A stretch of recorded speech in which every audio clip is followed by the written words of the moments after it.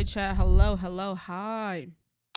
Chat, we got a new light where it's not too bright, but it's just enough, and it don't make the background look so orange. You know what I'm saying? Got a new beefer back there. Check Spotlight, you'll be surprised. Oh yeah, I saw the casting. We're gonna talk about that. No, chat, I waited for you guys this time. I waited for you. Chat, I was like, chat's gonna be so angry if I watch this trailer without them. So I waited. Chat, y'all wasn't feeling my TikTok, bro? Yo, chat, we got so many TikTokers coming. Look. Boom. Starting from here, 1, 2, wait, hold on. We got 1, 2, 3, hold on. Boom. 1, 2, 3, 4, 5, 6, 7, 8, 9, 10, 11, 12, 13, 14 TikToks. W consistency? Yeah. We gonna cook up over there. I'm gonna build an audience over there. Cause that's just the only way, you know what I'm saying? What was it like getting body slammed by Spider-Man? That, you know. Still, what could be the question to warrant that? Hey, man. But do y'all like, be honest though, do y'all like that type of like content? And I was also like, I know I told y'all I was gonna vlog and put it behind a paywall, but I think I'm gonna just short form vlog. I think I'm a short form vlog like there was somebody I saw yesterday. That was short form vlogging. But I think that's how I'm gonna do it. So I can vlog without trying to make a new platform. Jay, our threats worked. Chill. W streamer? Chat, bro. Took a lot out of me yesterday. Try IRL streams. You could get somebody. I just don't want to. I don't. Like, I don't want to do the voice. Oh, you know who it was? It was Quan. I think I'm gonna do like vlogs like how he was doing his shit. Okay, this is what I mean. Yo, TikTok called me to buy some cool ass furniture for my new house. Without further ado, let's do it. Alright, y'all. So, probably the hardest part of my day trying to figure out what we driving today. The Trackhawk is not here, but we got the G80 in the lounge truck. Eeny, meeny, miny, mo. Let's do it. Get a little cold start going on. See what that motherfucker sound like. Oh my goodness!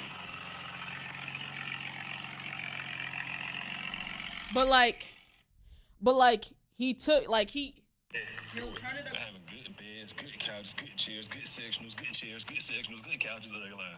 It's kind of like some old man. I don't really care for this. Let's go. So he kind of just like, you see the vision, like he'll no. Oh, my fucking God, Jesus. Oh, you know what? Never mind. Not vlogging. Y'all ruined it. Boo the chat. Y'all ruined it. Just like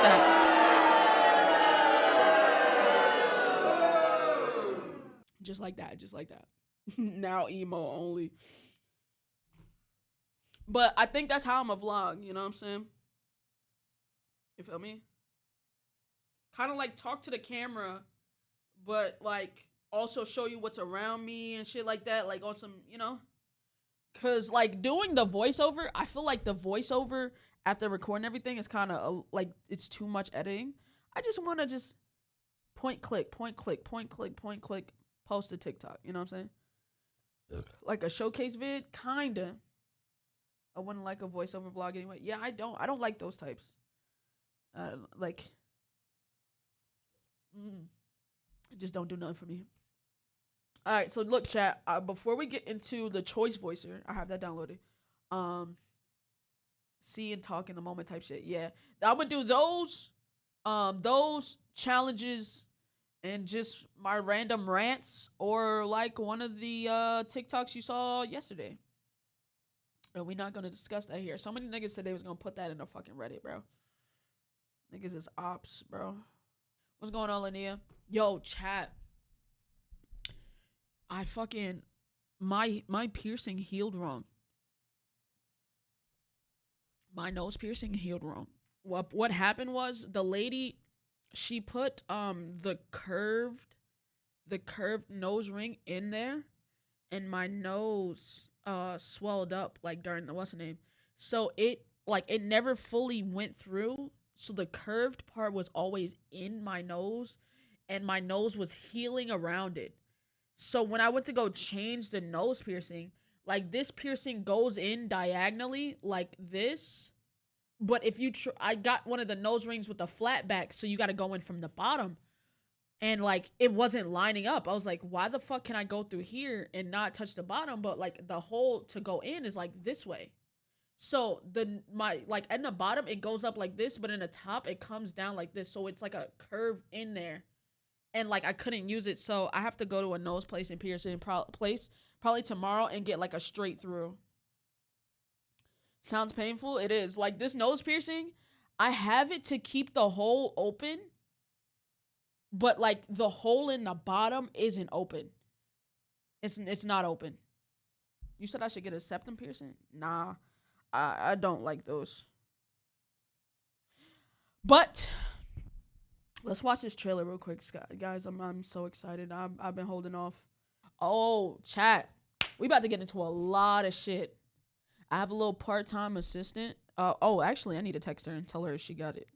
So I got a little part-time assistant. So like those videos, like this, like a lot of the stuff that we were doing during subathons and stuff, we're gonna do a bunch of one-offs of those. You know what I'm saying? So like maybe like like the painting one day, or like taste testing different stuff, or like building something on stream. Like we gonna be doing a lot of that. Yeah. But all right, chat. Lock me in. Special look. These are VOD exclusives now, so if you're not watching the VOD, you're probably gonna think I never even touched it. Fuck off. Okay, wait. Let me make it big screen, bitch! Alright, fuck, oh my god. The aura.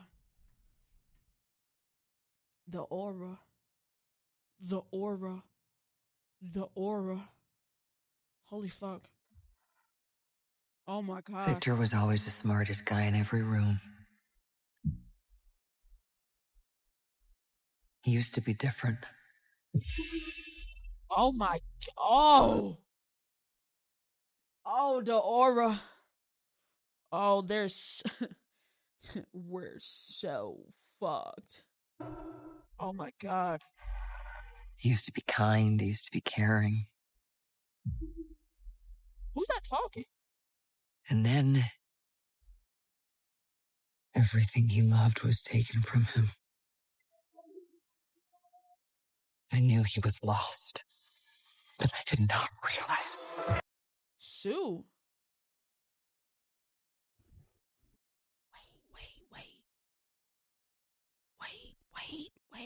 Wait.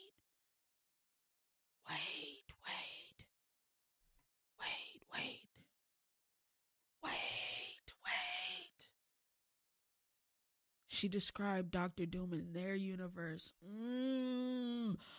That's why he was. Oh, okay. He used to be kind. He used to be caring. And then everything he loved was taken from him. I knew he was lost, but I did not realize that he was broken.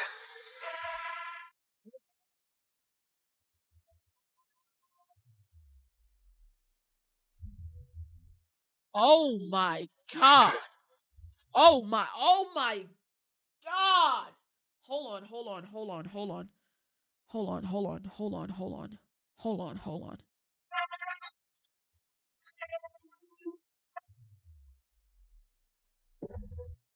Someone says Spider-Man can solo Doom.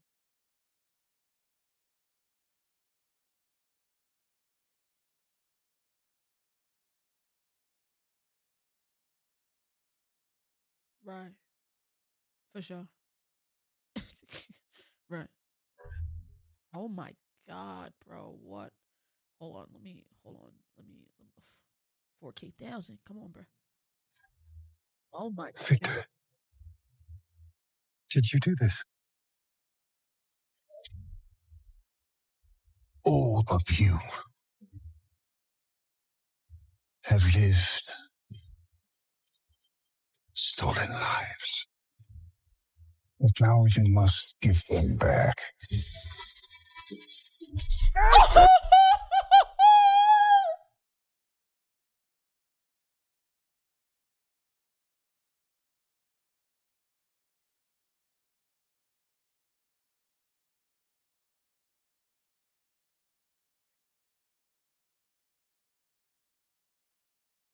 Bruh. Nah, this about to be crazy. This about to be so crazy. Oh my, run it back. Shit. Now you must give Alt F4 overly. them back. Answer me, Victor! Did you do this? I swear, you will beg for hell long before I grant it.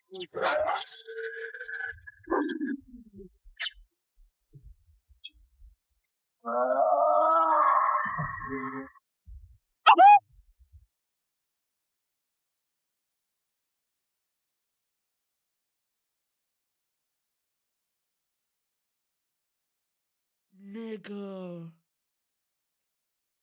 Hell answers to me. For I am Doom.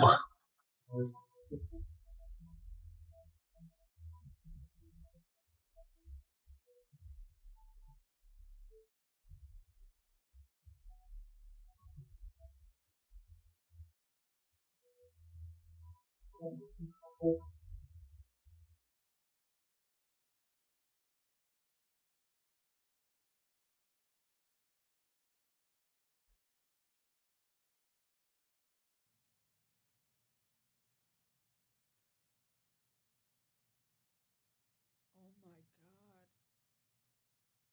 Oh. Oh my Lanta. Bro. That's fucking insane. This nigga said hell answers to me. Nigga said Mom Donnie do something. That's fucking funny. Oh my God. Also, saw the S-Man casting. Chef's kiss.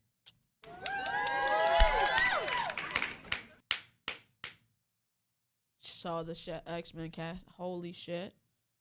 Holy shit. Oh my God. I need more than that. But I don't want too much because I don't want to, like, be spoiled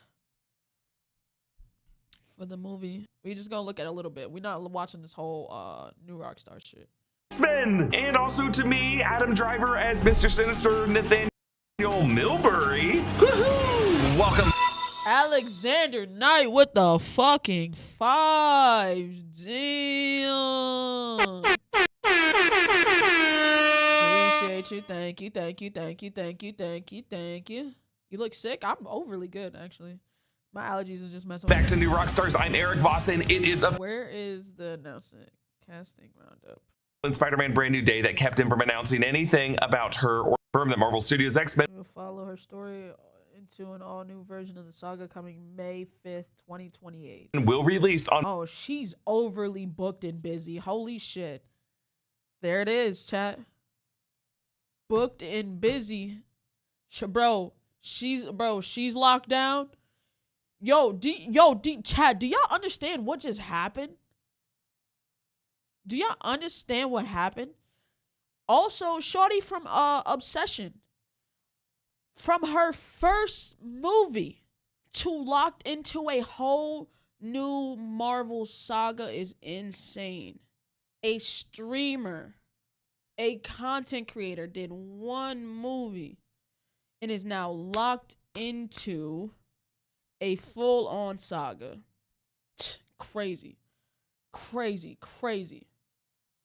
May 5th, 2028. So, yup, that's 3 MCU movies coming in 2028. X-Men on May 5th, 2028, Ghost Rider probably on July 28th, 2028, and Black Panther 3 on December 15th, 2028. Damn. Wait, what are we getting in 2027? We're getting a new Spider-Man across a new Miles Morales Spider-Man. What else are we getting in 2027? Secret Wars. I thought Secret Wars was 2028. I don't know what all we're getting in 2027. Kevin Feige described Sadie Sink's Jean Grey as the founding member of the X-Men. I think he was referring to her comic history as a member of the OG squad as Marvel Girl, but she may also be part of the leadership of this new team in the Marvel. Bruh.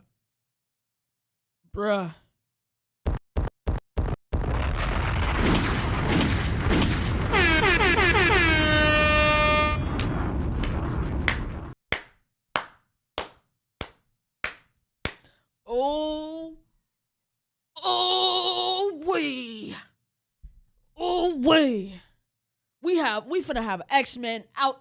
Hey!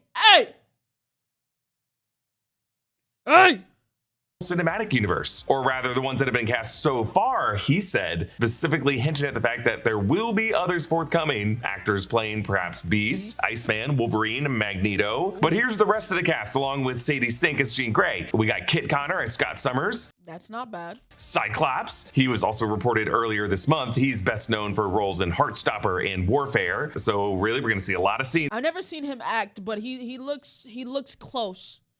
His overall features, I can see it. With Kit Connor and Sadie Sink kind of growing up together on screen. And big news here at the panel, Christopher Abbott will be playing the MCU's Professor Charles Xavier. It's an interesting choice. The 40-year-old actor is best known for playing Charlie on Girls and across Julia Garner in the more recent Wolfman movie. For many of you, this is going to seem like a younger Charles Xavier than you might have expected. Niggas was saying something about them being so young, but you have to understand they're starting this shit fresh. It's not where you stopped, it's where they start. Like, that's the point, is that this is a fresh Marvel cast. You got to get them as young, and you'll have them until they age, that they'll age through the mutant saga. They'll literally age through the mutant saga. But despite Patrick Stewart's iconic take on the character, Charles is not really an older man that he may be in your head. He's really just a dude in his 40s when the rest of the X-Men are like in their 20s and 30s. Also, Christopher Abbott is American, and in the Patrick Stewart, James McAvoy era, they just had to commit to the character being an Englishman who was raised in New York, but he's supposed to be a character who was born in New York City and raised in Westchester County. I'm excited to see what they do, and Christopher Abbott, say goodbye to that hair. Samara Weaving is playing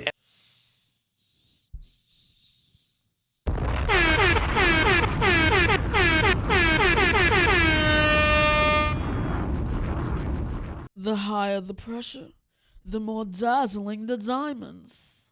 Come on, chat. The higher the pressure, the more dazzling the diamonds. Come on, chat. Lock me in. Emma Frost from the Ready or Not films, playing the indestructible diamond-skinned telepath and founding member of the Hellfire Club. The fact that Samara Weaving is in her 30s and a lot of these other actors are in their 20s makes me think that she's already gone through the whole Massachusetts Institute where a lot of her students were killed. Indy Navarrete as Rogue. Yes. Yes! No,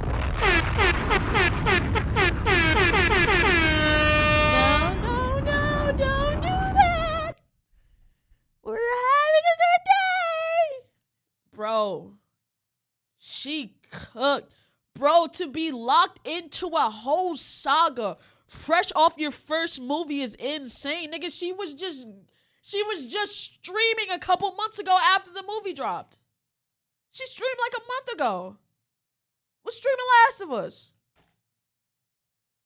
Jeez. Boy, life can change so much in a fucking year, man. Life can change so much in a year, bruh. Indy Navarrete from Obsession, the breakout star of this summer. I love this casting. I know a lot of people were speculating Kaylee Spaney, but I never really loved the talk of Indy as playing Mystique, just because that really would have been a replay of the era of Jennifer Lawrence as Mystique, for whatever reason just becoming the star of everything X-Men. And Mystique never really should be that central of a figure. And I just think there are so many more things that Indy can do as Rogue. Specifically, look out, Carol Danvers. She's about to put you in an energy-sapped coma. And then that brings us to Maya Boyd as Storm, Aurora Monroe. Maya Boyd is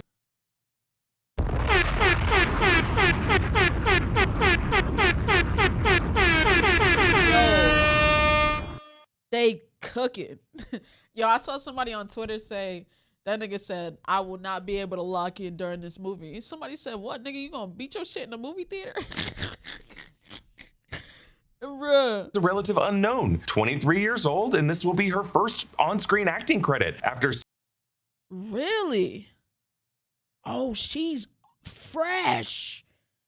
stage roles in Merrily We Go Along and Juliet. I'm assuming she had a hell of an audition. And also they probably just saw her on stage and are like, she's super talented, let's give her a shot. But I also think they might have cast an unknown in part to help Ryan Coogler develop the character. Yeah, don't be surprised if we see. That's so smart. That's so smart. That's so smart. Cause wasn't Storm and Black Panther a thing? That's so smart.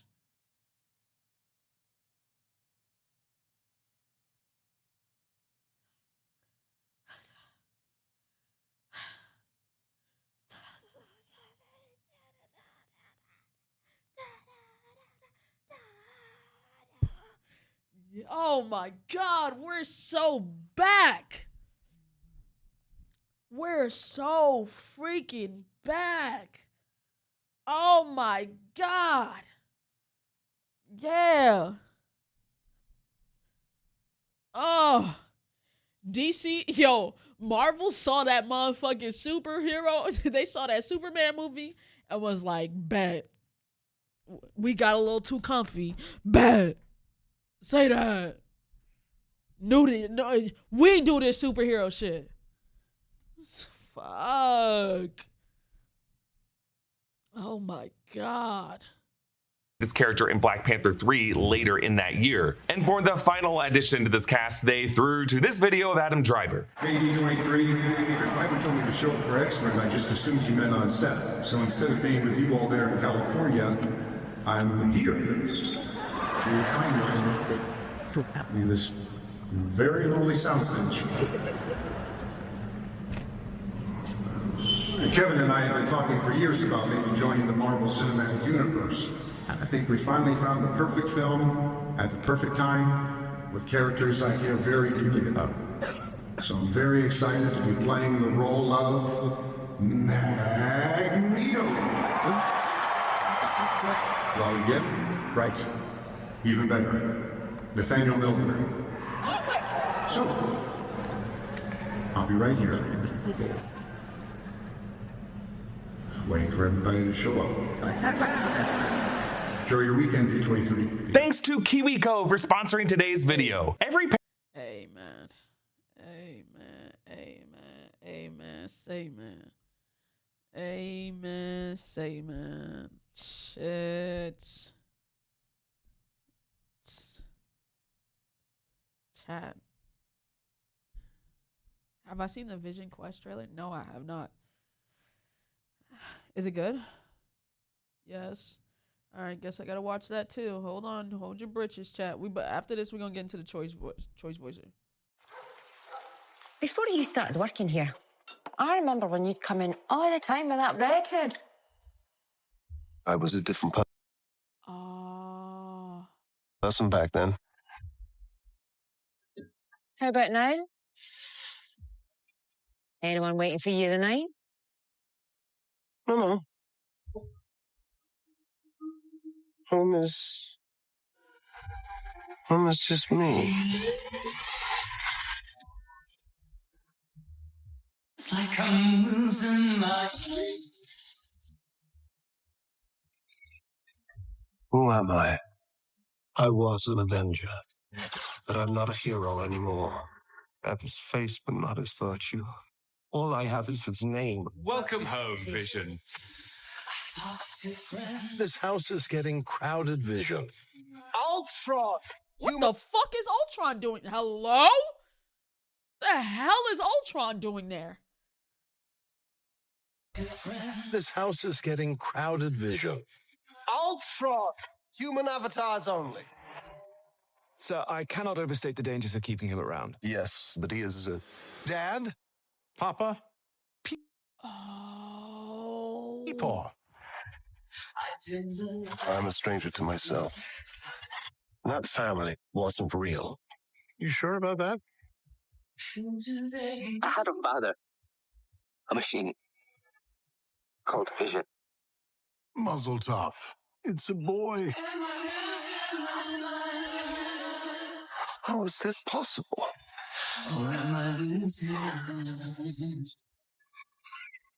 Free us all and save your son.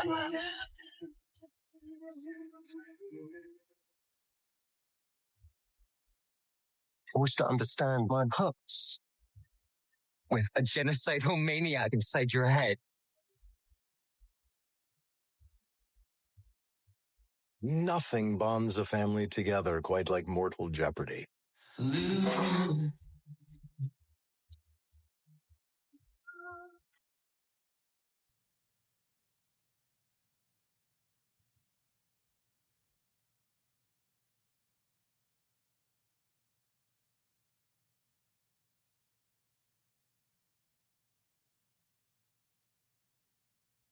All right. Hey, man. Chat, the Patreon room is set up. Hey, bruh. I'm ready to watch these TV shows, man. I'll probably get into some shows today after we stream, because we only doing some, we doing a choice voicer.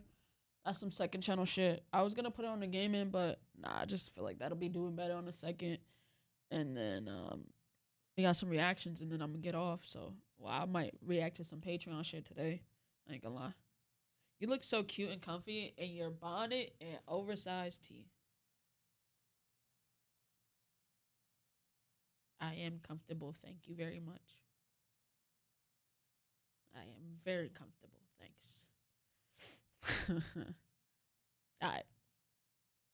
Let's open up the choice voicer, shall we? Open up the choice voicer. Alright, man, look, today, I know this is a game, but we're gonna do this as a second channel video. We doing the choice voicer, you know what I'm saying? I got a couple scenes. Talk to me. Alright, we got the back rooms. The back room scene, chat. We got the Dexter scene. We got Dead Eye. Get out of my car now. Obsession. The Muffin Man. We got the Ugly Barnacle. We got Superman, the Lex Luthor speech. Tropic Thunder. My name is Skylar White, yo. Hello? And then we got the Oh My PC. All right, let's do. We're gonna start here.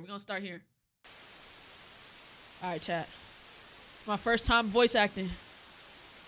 Bless me with a second. Bless me. I said someone has to get off her and work around here. I said someone has to get off her and work around here. I don't. No. I need. No. Hold on. Bless me. I said someone has to get off her and fuck that. And I keep trying to say and do some work around here. Okay, hold on. One more. I said someone has to get off her and work around here. Someone has to get off her and work around here. Okay. I said someone has to get off her and work around here. Come on. Next. I am a fucking architect. I am a fucking architect. No, that's not. I am a fucking architect. No. Because I feel like that starts really fast. I am a fucking architect. Almost. I'm just stuck selling ship furniture because someone won't get off her fucking ass and help me. I'm just stuck selling furniture. Oh, so I'm too far. I'm too far ahead. I'm too far ahead. Hold on. I'm stuck selling furniture because someone won't get off her Oh, wait. Her fucking ass. I mix up the words. One more.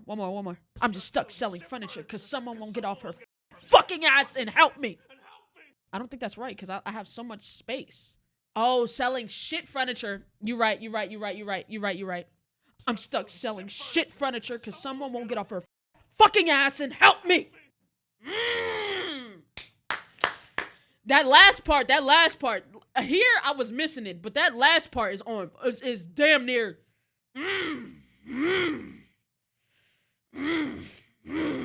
Hold on. Stay in character. Stay in character. All right. That was easy. Stay in character. Stay in character. Come on. Stay in character. Stay in character. Come on, I'm moving. What did you say? What'd you say? Okay. You say it's my fault. Hold on. You saying it's my fault? Come on, I'm cooking. Because you didn't get to be an architect. Hold on, I gotta put on a girly voice. Hold on. Just because you didn't get to be an architect. No, something's missing. Just because you didn't get to be an architect, dude. Come on. I'm not your wife. I'm not your wife. No. I'm not your wife. All right. I feel like that's good. I never even met her. I never even met that bitch. Sorry. I'm keeping that.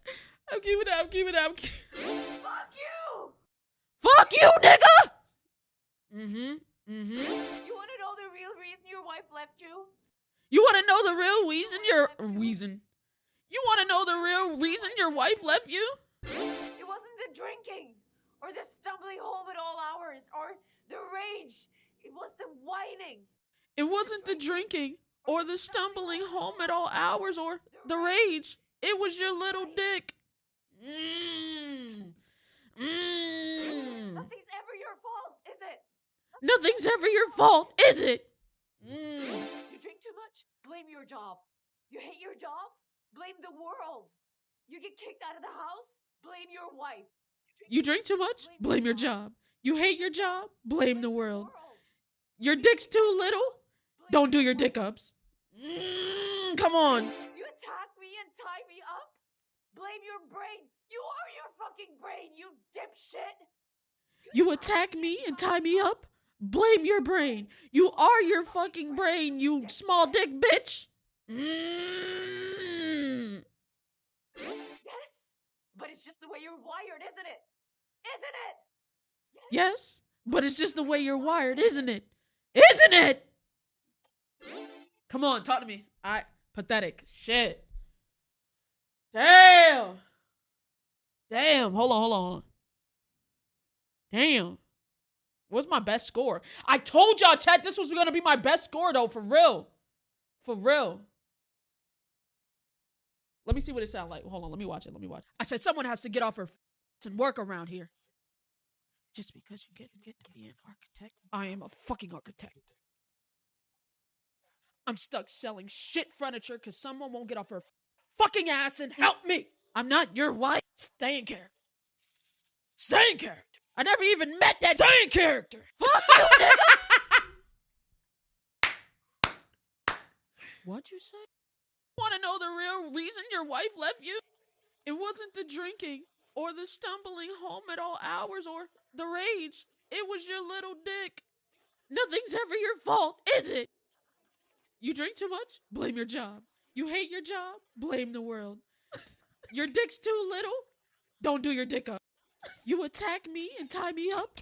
Blame your brain. You are your fucking brain, you small dick bitch. Yo, I played too much. Okay. You saying it's my fault? Yes, but it's just the way you're wired, isn't it? Isn't it? Nah, that was too good to be a 4, bro. Come on, bro. They on dick. That was too good to be a 4, bro. That's like, oh God, that's like a 90%. That was the deleted scene. Yeah. A+, thank you, bro. You know what I'm saying? I worked really hard on that. Thank you, bro. All right, let me see. Y'all ready? Let me in. The first clip is a moan twin? All right. Whoa, hey, this is private property. Whoa, shit, hold on. Whoa, hey, this is private property. All All right. Make it funny. Nah, I won 100%, bro. Nope, not interested. Come on. Nope, not interested. Come on. Hold on. Nope, not interested. Come on. All right, look, not touching. Okay, not touching here. All right. Look, not touching, okay? Not touching here. Look, lady, whatever you're selling, I ain't buying, yo. Look, lady, whatever you selling, I ain't buying, yo. Come on. Come on, time it. Seriously? Okay. Wait. Okay. Okay. I think so, yeah. No more marijuana. I think so, yeah. No more marijuana. Okay. I can dig it. I can dig it. Come on, I'm on timing. Get me back to where I was. Okay. Excuse me. Excuse me. Excuse me. Excuse me. You. Yes, you. May I talk to you? You. Yes, you. May I talk to you? Just a minute. I want to talk to you. Just a minute. I want to talk to you. Hold on. Just a minute. I want to talk to you. Hey, don't touch me. Hey, don't touch me. Wait. Hey, don't touch me. Okay. Do not touch me. Do not touch me. Oh, that one's damn near perfect. Come on.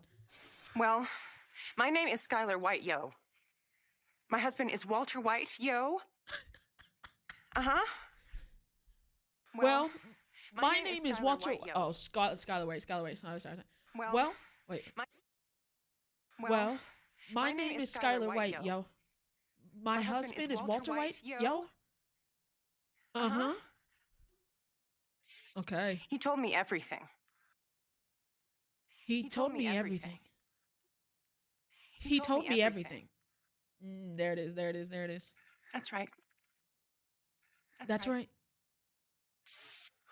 And just so you know, my brother-in-law is a DEA agent, and I will not hesitate to call him.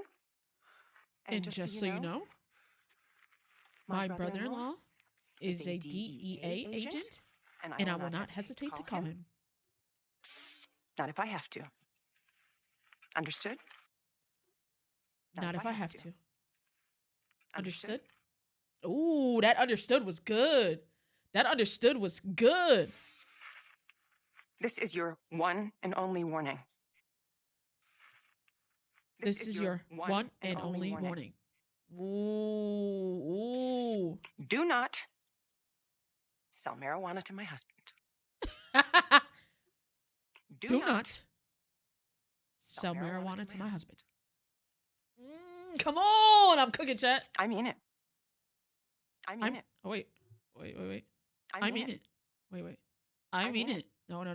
I mean it. Oh, shit. I mean it. Ooh, there it is. Don't call our house again. Don't call our house again. You stay away from him, or you will be one sorry individual. You stay away from him, or you will be one sorry individual. You get me? You get me? You get me? Ooh, okay. Okay. You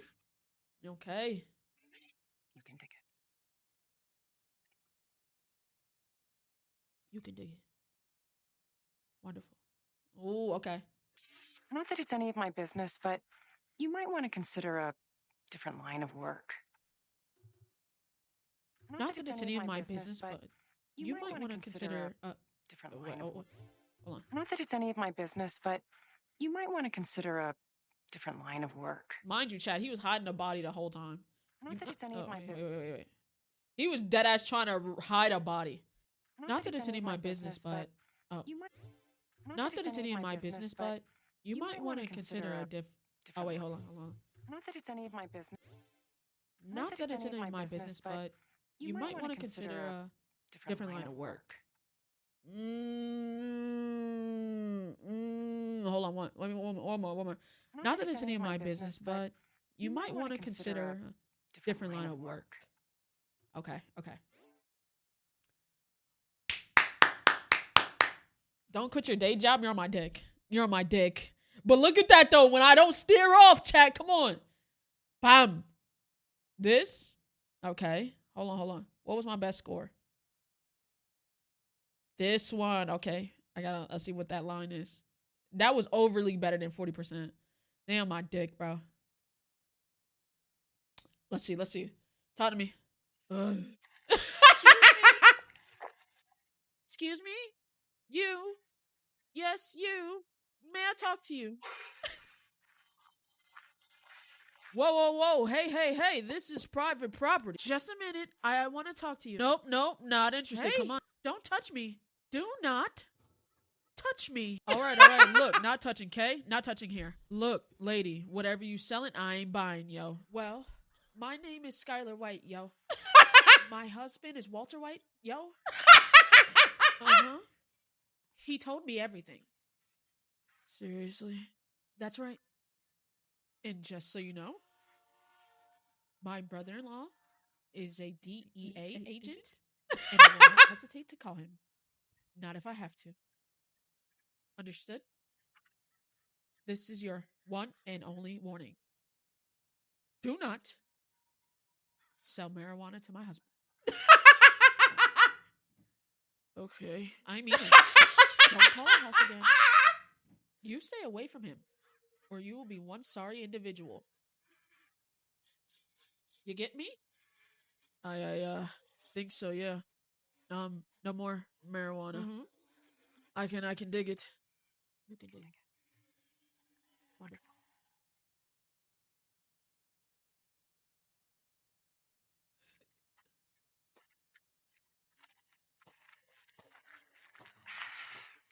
Not that it's any of my business, but you might want to consider a different line of work. Okay?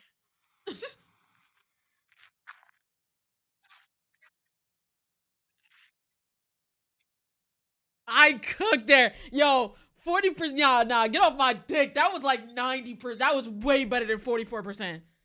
That was way better than 44%. Oh my God. I overly cooked. Come on. I was in my fucking bag. They hating. Got to. At least 70. Thank you. At least 70. At least. All right, we're gonna, while these are downloading, we're gonna do the obsession clip. Bear, I love you so much. Jesus.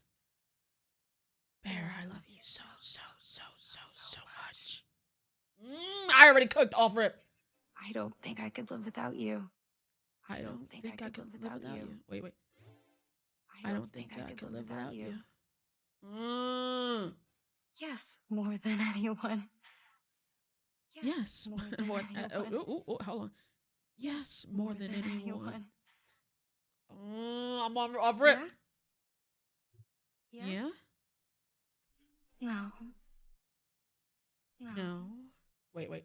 No. Hold on. No.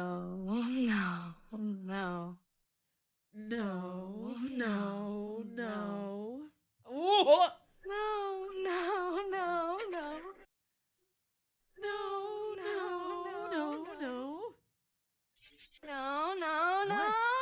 don't do that! No, don't do that! Wait. No, don't do that! Okay, wait. No. Wait. No, don't do that! Hold on. I thought we were having a nice date! We are. I thought we were having a nice date! Wait. I thought we were having a nice date! Oh, wait. I thought we were having a nice date! Okay. Why does it matter? I thought we were having a nice date! We are. Nice date! Why does it matter? I thought we were having a nice date! Ooh, that one was good. Yo, wait, chat. That one was really good. Hold on. You love me more than anyone in the world? You love me more than anyone in the world? You love me more than anyone in the world? Nikki. Nikki. Wait. Nikki. Wait. Nikki. Does your dad really have cancer?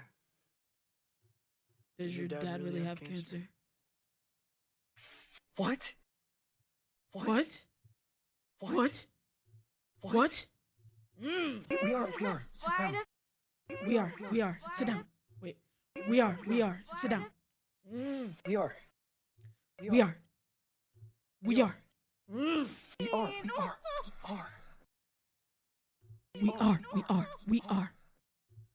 It's okay. We are. It's okay. We are. Wait. It's okay. We are. Oh, wait. It's okay. We are. Wait. It's okay. Wait. It's okay. We are. Wait. It's okay. We are. Okay. I'm keeping that. We are. We are. Hold on. Talk to me. Yo, y'all on my dick, bro. On baby, yo. On baby. BS. Let's watch this. Let's watch it. Bear, I love you so much.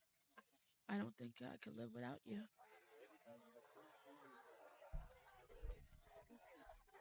You love me more than Okay, wait. I could see why I got a 36. Nikki.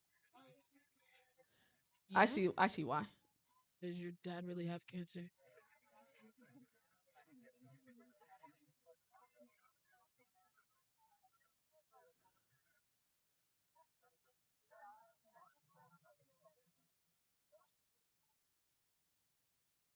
No.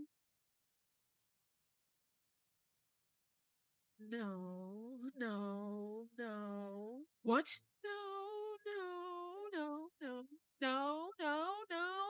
don't do that! I thought we were having a nice day! We are. Why does it matter? I thought we were having a nice day! I cooked, hold on. It's okay. I wasn't shouting enough, but I did cook on her part. I had the tone, I didn't have the loudness. I had the tone. Wait. Where's the part? I guarantee you I cooked on that part. Hold on. 2.25? Really? I needed to be louder. You don't sound insane enough. Yeah, they could have gave me like a 50, bro. You need passion. I need energy. All right, let me take the microphone away from my mouth so I can like screen properly. You know what I'm saying? And hopefully it just pick my shit up. All right, let's go. Let's get these Joe Bart's ones going. Y'all want to move next video? Wait. Y'all want to move next video? Y'all want to move next video? Because apparently there's 3 chatters that have a fist up their ass right now and they're fucking mad at me. Because apparently there's 3 chatters that have a fist up their ass right now and they're fucking mad at me. Because apparently there's 3 chatters that have a fist up their ass right now and they're fucking mad at me. Like, dude, come on. Like, dude, come on. Like, dude, come on. Okay. Hold on. Like, now you're just gonna ruin it. Like now you're just gonna ruin it. Like now you're just gonna ruin it. Okay. Oh, he's making fun of the kid. Oh, he's making fun of the kid. When did I do that? When did I do that? Hold on. When did I do that? When did I do that? Come on. Use your brain. Use your brain. Use your brain. Use your brain. Use your brain. Use your brain. The thing in your head. The thing in your head. Use it. Use it. Fucking idiot. Fucking idiot. Wait. Fucking idiot. My God. My God. Come on, Chad. I think that. Yes! Come on! Let's go. Y'all want to move next video? Because apparently there's 3 chatters that have a fist up their ass right now and they're fucking mad at me. Like, dude, come on. Like, now you're just gonna ruin it. Oh, he's making fun of the kid. When did I do that? Use your brain. Use your brain.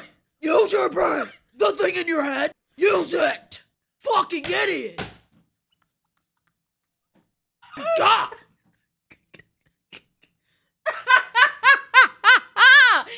It started slow, chat. It started slow, but that shit was good. I ain't gonna lie. It started slow, but that shit was good. Oh my god. Hell yeah. Oh my god, that was great. That was funny, bro. That was good. That was good. Hold on, take me back. Oh, I want to do this one. I'm doing this one. And why am I in this movie? Maybe I just knew I had to represent. And why am I in this movie? And why am I in this movie? Maybe I just know I had to represent. Because they had one good part in for a black man, they gave it to Crocodile Dundee. Wait. Because they had one good part in here for a black man. Because they had one good part in for a black man, and they gave it to Crocodile Dundee. I just want to throw another shrimp on you, Bobby. I just want to know another shrimp on you. I just want to throw another shrimp on you, Bobby. I'm just fucking with you, Kangaroo Jack. I'm sorry a dingo ate your baby. Oh my god. I'm just fucking with you, Kangaroo Jack. I'm sorry a dingo ate your baby. I'm just fucking with you, Kangaroo Jack. I'm sorry a dingo ate your baby. Facts. You know what? Fuck that, man. I'm sick of this koala hugging nigga telling me. Yo, this is gonna be great. Wait. You know what? Fuck that, man. I'm sick of this koala hugging nigga telling me. You know what? Fuck that, man. I'm sick of this koala hugging nigga. Man, fuck you, man. Wait, you know what? Fuck that, man. I'm sick of this koala hugging nigga. Okay, wait. Facts. You know what? Fuck that, man. I'm sick of this koala hugging nigga telling me. Okay. Facts. You know what? Fuck that, man. I'm sick of this koala hugging nigga telling me. Hold on. What the fuck? What the fuck? Pump your brakes, kid. That man's a national treasure. Pump your brakes, kid. That man's a national treasure. Wait. Pump your brakes. Wait. Pump your brakes, kid. That man's a national treasure. Pump your brakes, kid. Pump your brakes, kid. That man's a national treasure. That shit ain't funny. That shit ain't funny. That shit ain't funny. That shit ain't funny. You know that's a true story. Lady lost a kid. You about to cross some fucking lines. Guys. You know that's a true story. Lady lost a kid. You about to cross some fucking lines. Guys. For 400 years. That word has kept us down. For 400 years. Wait. For 400 years. For 400 years. That word has kept us down. Took a whole lot of time just to get up that hill. Yo, this fucking movie, bruh. Took a whole lot of time just to get up that hill. Took a whole lot of time just to get up that hill. Now we up in the big leagues. Now we up in the big leagues. Getting our turn at bat. Getting our turn at bat. Long as we live, it's you and me, baby. Long as we live, it's you and me, baby. Wait. Long as we live, it's you and me, baby. Hey, fellas, it's hot. We're tired. It stinks. Wait. Mind you, Iron Man and Tropic Thunder came out the same year. That nigga is great, bro. All around actor, bro. All around actor. Hey, fellas, it's hot. Wait. Hey, fellas. Hey, fellas, it's hot. We're tired. It stinks. Okay. Whatever, bro. And why am I in this movie? Maybe I just know I had to represent because they had one good party for a black man and they gave it to Crocodile Dundee. Pump your brakes, kid. That man's a national treasure. I just wanted to throw another shrimp on your barbie. That shit ain't funny. Hey, fellas, it's hot. We're tired. It stinks. I'm just fucking with you, Kangaroo Jack. I'm sorry a dingo ate your baby. You know that's a true story. Lady lost her kid. You about to cross some fucking lines. You know what? Fuck that, man. I'm sick of this koala hugging. Tell him. Whoa! That's not, that wasn't, why was that? 400 years, that word has kept us down. What the fuck? A lot of trying just to get up that hill. Now we up in the big leagues. Getting our turn at bat. Long as we live, it's you and me, baby. Okay, bro.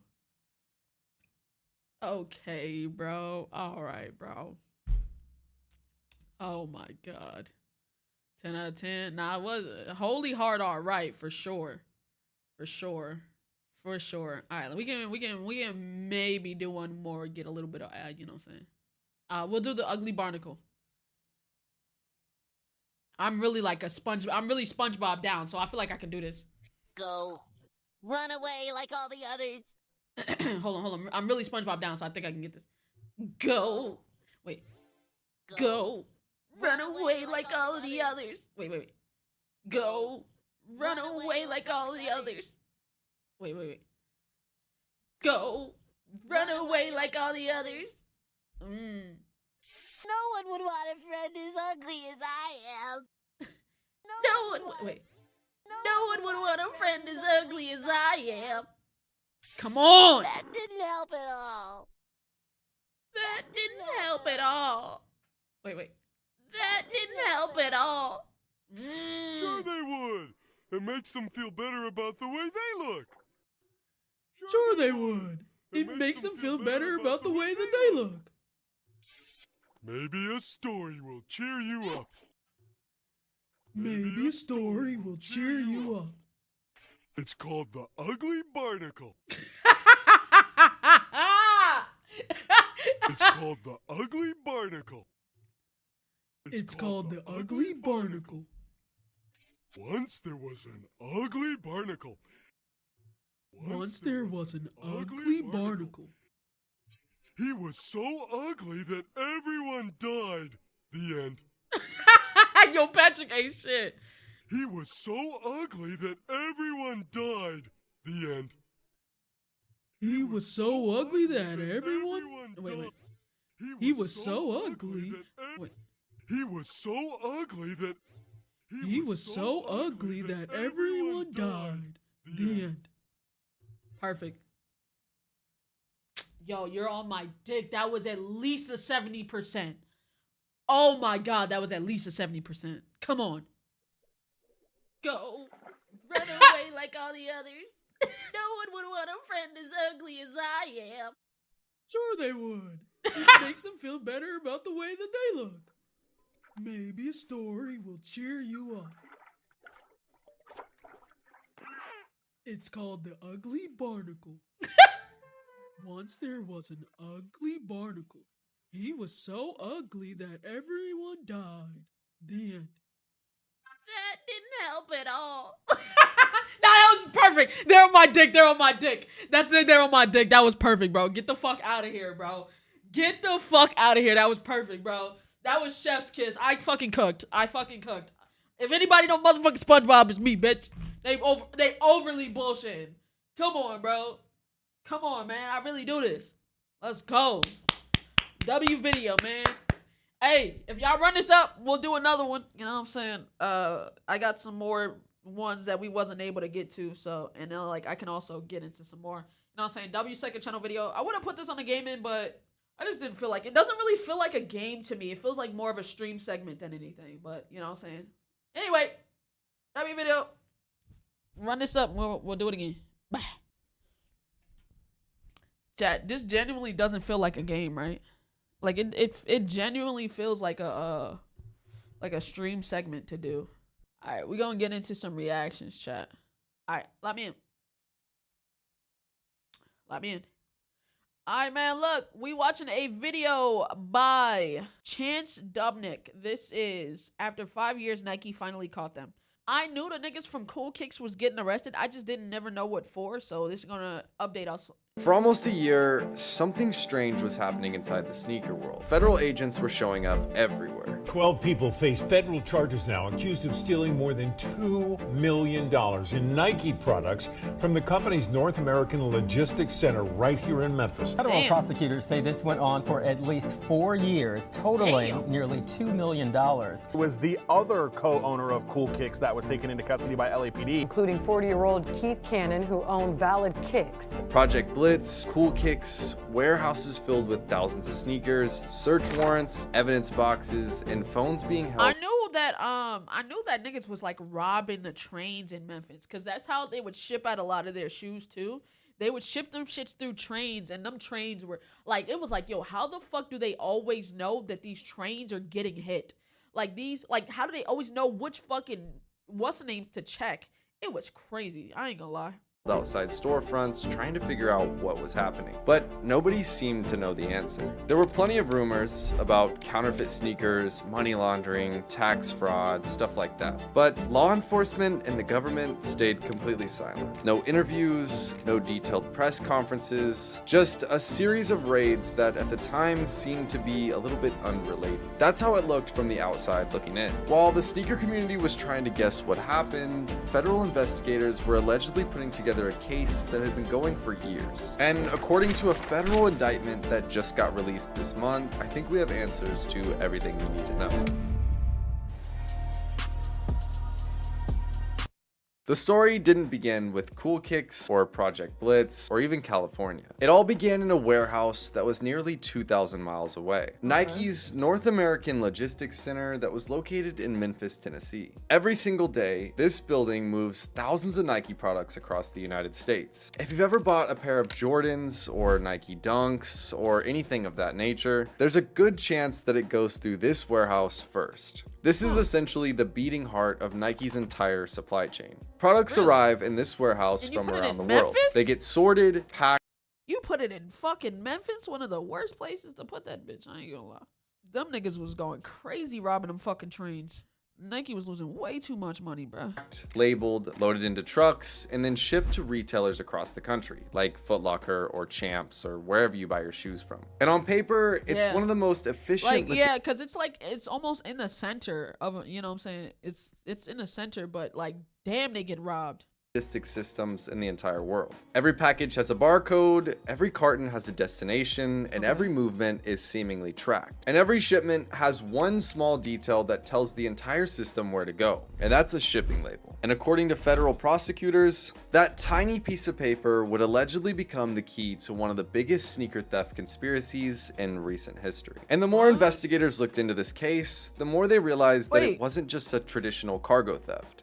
Yeah, like they was getting hit the cargos, right? What the have to do with shipping labels? Nobody was cutting locks or hijacking the trucks or breaking into the warehouse in the middle of the night. The operation allegedly relied on something a lot more simple, and that was the shipping process itself. Imagine you go online and order a pair of Jordans from Nike or the website. The order gets processed, Nike packs the shipment, and a shipping label is printed. And that label tells UPS exactly where the package belongs, as long as the label is correct. Now imagine somebody quietly replaces that label before the package ever leaves the building. The box is still scanned, and it still gets loaded into the truck, and UPS delivers it. But the only difference is the destination. And according to the indictment, this is what investigators believe exactly happened. So whenever there's a hype Jordan release, like let's just say, for example, the Jordan 4 Brick by Bricks, somebody in the warehouse would locate what boxes were filled with these sneakers that were going to be shipped out to Foot Locker or Champs or wherever. And when loading these up onto the UPS trucks to be shipped out to these stores, somebody would slap a label over the top of the one that was already on there. And this new UPS label would then ship it to a different location that wasn't the intended store. And this was addresses that investigators say had already... So wait,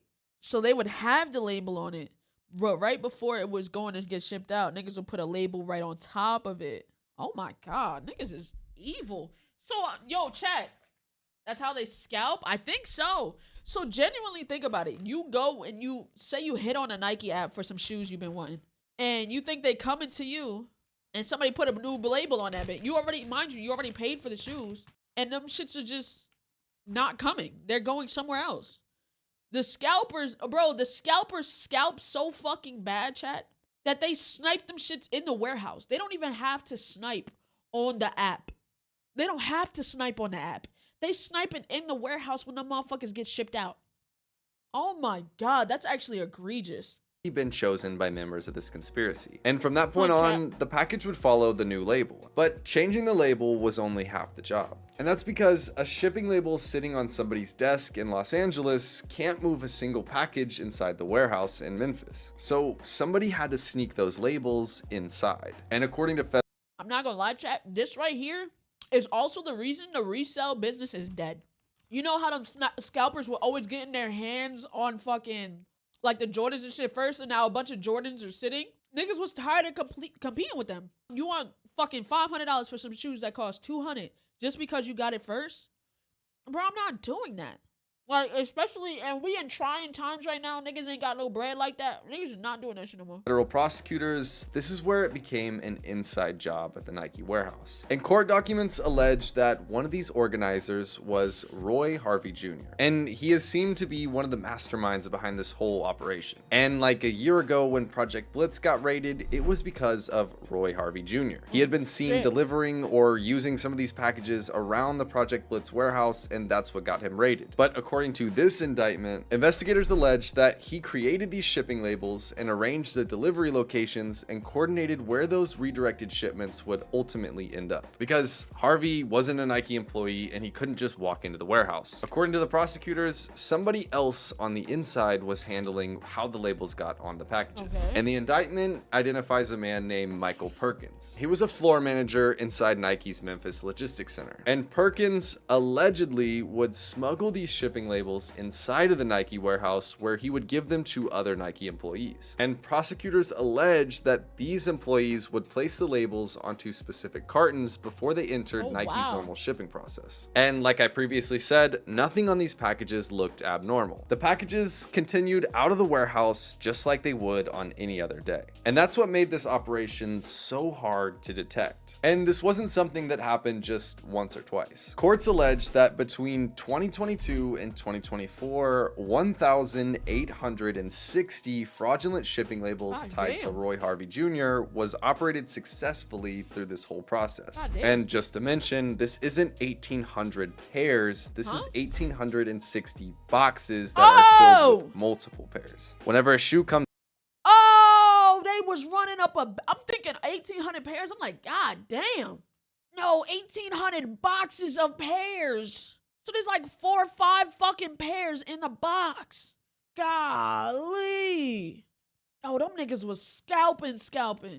out, sometimes a sneaker reseller will have an entire full-size run. They'll have hundreds or 200, 300 pairs of a shoe that's like just came out. Or also in the sneaker world, there's like early pairs. You'll see people have multiple pairs of shoes before they come out, like months before they come out. But what happened after the shoes left Memphis was almost a little more surprising. And investigators didn't follow the shipping labels, they followed the shoes. And that's where this story takes kind of an unexpected turn. And you have to remember, all of this is happening in private. This was before they decided to raid anybody or make any sort of like public thing about this. So by this point, investigators believed that they understood how the shoes were leaving the warehouse. But that only answered half of the mystery, because stolen inventory doesn't just disappear. Somebody has to receive it, somebody has to pay for it, and eventually somebody has to sell it. So investigators started following these sneakers and shipments. Now, according to these court documents and stuff, it doesn't really say how they were able to identify this. Some people say that they put trackers like inside the shoes or inside the boxes. Some people I can see that. A slide tracker to see if it goes to a specific place. Said that they like went over their inventory lists, or I don't know how they did it. I wish I had this answer because that'd probably make this video a little bit more interesting, but I don't know how they tracked down these shoes from the Memphis warehouse to what I'm about to say. So instead of these boxes of sneakers showing up at retailers like Champ's, Foot Locker, maybe a Nike store, these boxes of hundreds of pairs of Jordans would go into an undisclosed location, and they would essentially just be dropped off by UPS. So after these shoes were being unpacked, they were being being sold at sneaker conventions, sneaker stores, and other sneaker websites. And some of these pairs were just placed into a warehouse or the backs of stores to be sold in eventually. And like I said previously, if you have some of these shoes that don't release for 4 months and you have like 100 or 200 pairs, that looks really suspicious. Yeah, that looks overly suspicious. Like, you can't do, like, how the fuck did you get that many pairs 5 months before these shits come out? Yeah, you're something suspicious. Something's not right. You got these from somewhere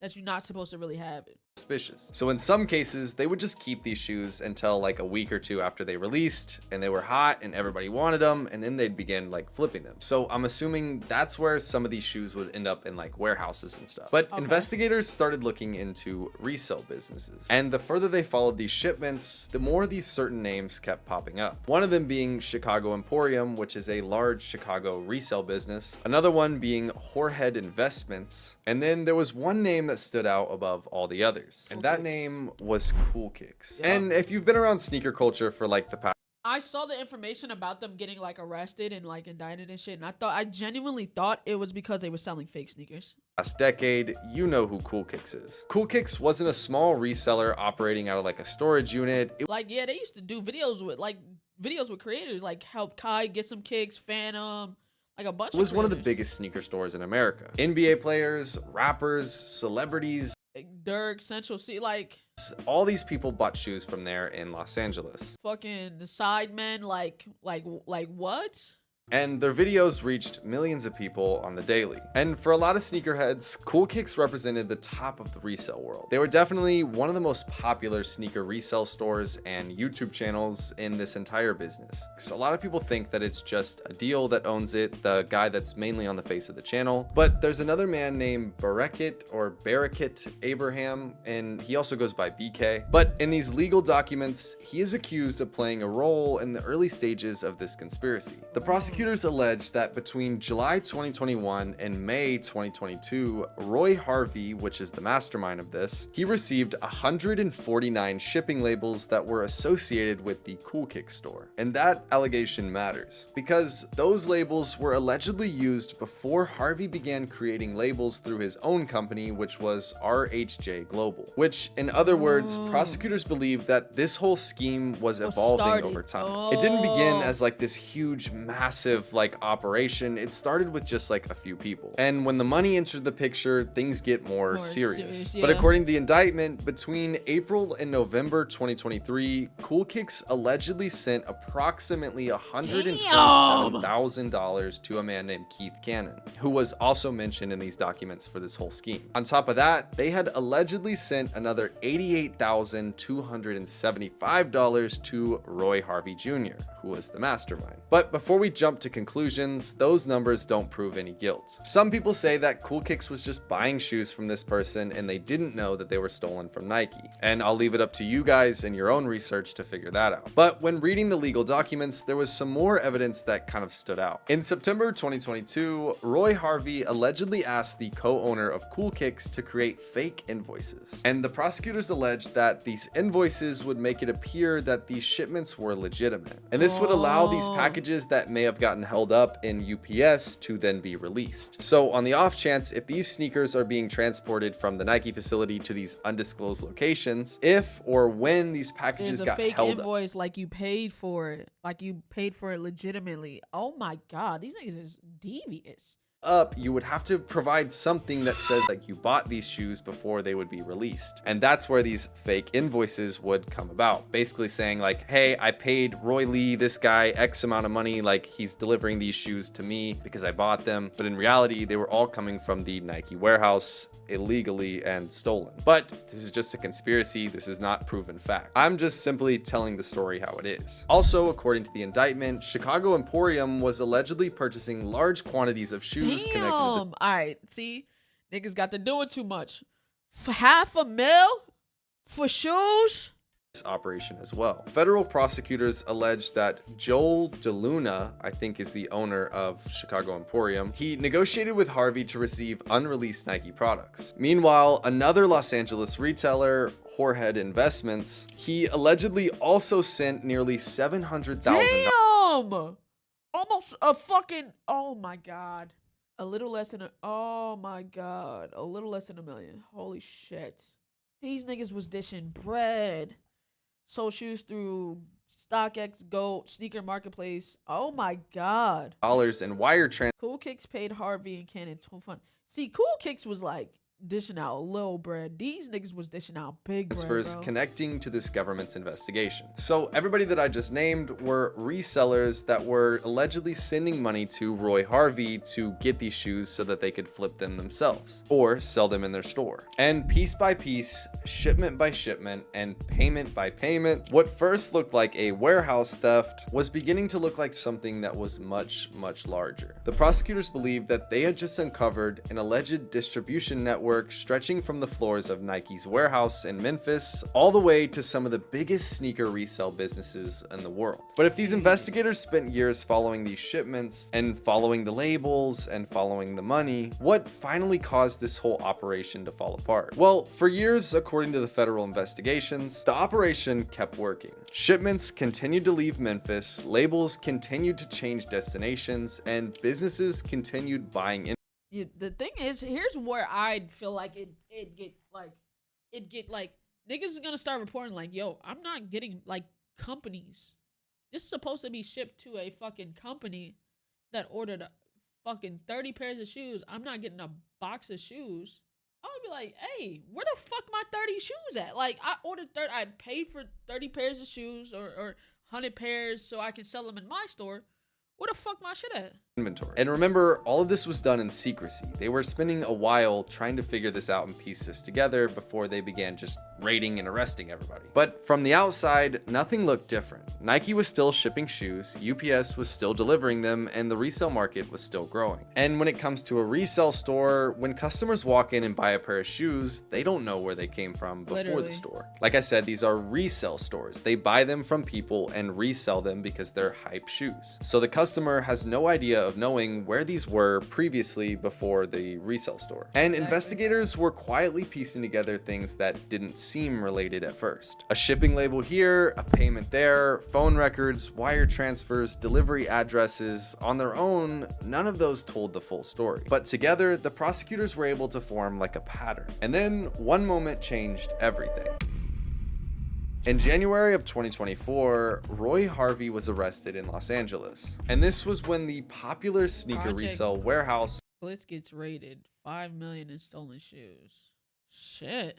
And platform Project Blitz got raided. And for those who don't know, Project Blitz, they're huge. They have a YouTube channel and they've even been on like Pawn Stars. They make videos pretty much showing off some of the rarest sneakers that you can possibly buy in the world. But supposedly after they gathered this evidence, they arrested him with 28 cartons of stolen Nike products that were connected to this whole conspiracy. And that is why Project Blitz got raided, because somehow, some way, he was delivering shoes to Project Blitz. But the Project Blitz story is an entire video on its own and all the controversy that comes with that. But this was one of the first moments that investigators could say that they could physically connect redirected shipments said all this for some feet gloves. to somebody in this operation. And that was Roy Harvey. But this arrest didn't stop the investigation. They went through Harvey's phone, his financial records, and they found connections that led to new leads. Investigators weren't just looking backwards anymore, they were starting to connect the pieces on this whole map. After the mastermind of this whole thing got put away in jail, now the business is still going. That means somebody's still doing this and people are still buying this from Nike. And that's when they realized this whole operation wasn't just centered around one person, it was an entire team.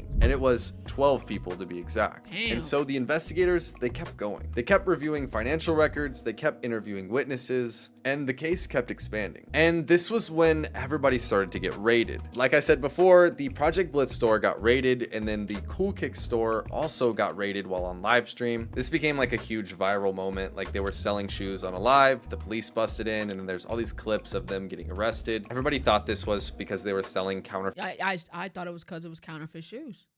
Shoes, and that's I dead ass thought, I was like, damn, they got raided because they were selling fake shoes. Everybody who went there bought some fake ass shoes.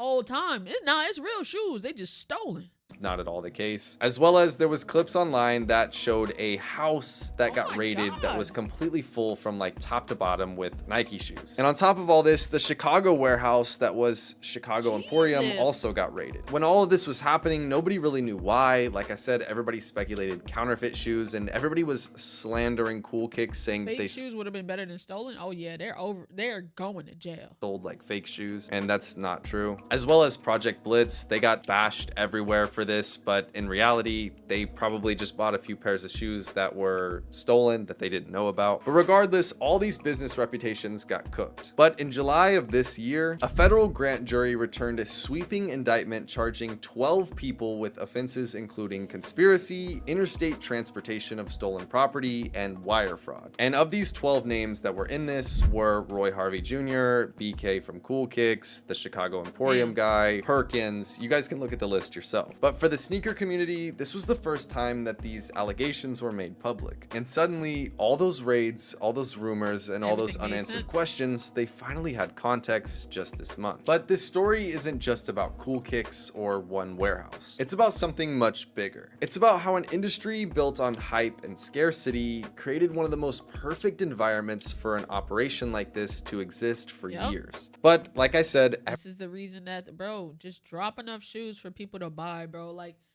when people get to doing shit like this, it's, you know, it's like, yeah, exclusivity is kind of cool, but it's like also, it should never get to this point where they're doing all of this just so they can have shoes first, so niggas can pay $200 more. Everything in this video is just alleged, and everybody in this case is innocent until proven guilty. I'm simply just stating what was in these documents. I'll pop it up on the screen right here. Cool Kicks actually made a statement about this and their co-owner and what's going on with them. I'll let you guys read that on your own. But in my opinion, the most surprising part about all this isn't the whole like illegal scheme. It's about what happens to the sneakers. You see, these $2 million worth of shoes, thousands of pairs they were already paid for, that niggas did not get, that were stolen. Where did they go? Well, the answer is they went into the resale market. These are authentic Nike shoes, and they were sold to customers that had no idea where they came from. You see, like a stolen car, for example, the car has like a VIN number on it, and so if you get caught with the car, you get arrested. It's whatever. Valid. With sneakers, there is almost no way to identify the history or where the shoes came from, other than just like a receipt or a word of mouth type of thing. But platforms like StockX, Go, eBay, and certain resale stores were all selling shoes that were stolen from Nike, and they didn't know it, as well as all the stores that were not involved in this scheme that bought the shoes just because they wanted to flip them. Like, for example, if I had 30 pairs of these shoes that were stolen from Nike and I sold them to somebody else and they sold them to somebody else, and like, you get what I'm saying? It's hard to track all these down. So there was plenty of people in this whole scheme that were selling shoes that were stolen that they didn't even know it. And that's what makes this case so much different. It wasn't counterfeit fake shoes. It was real authentic Nike products that were just being circulated everywhere in the United States. And the sneaker community spent months trying to figure out why all these people got raided, and it seems like now we finally have some answers. And that's for you to decide. Once again, I'm just telling the story. I'm not taking sides with anybody. But the answer to this entire mystery was sitting on the box the entire time from the very beginning, and it was just a shipping label. And also one of the most elaborate schemes I think I've ever heard in sneaker history.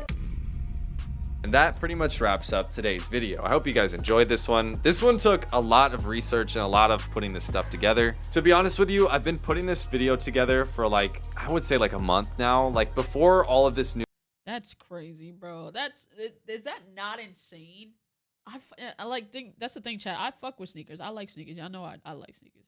But like, that shit is crazy.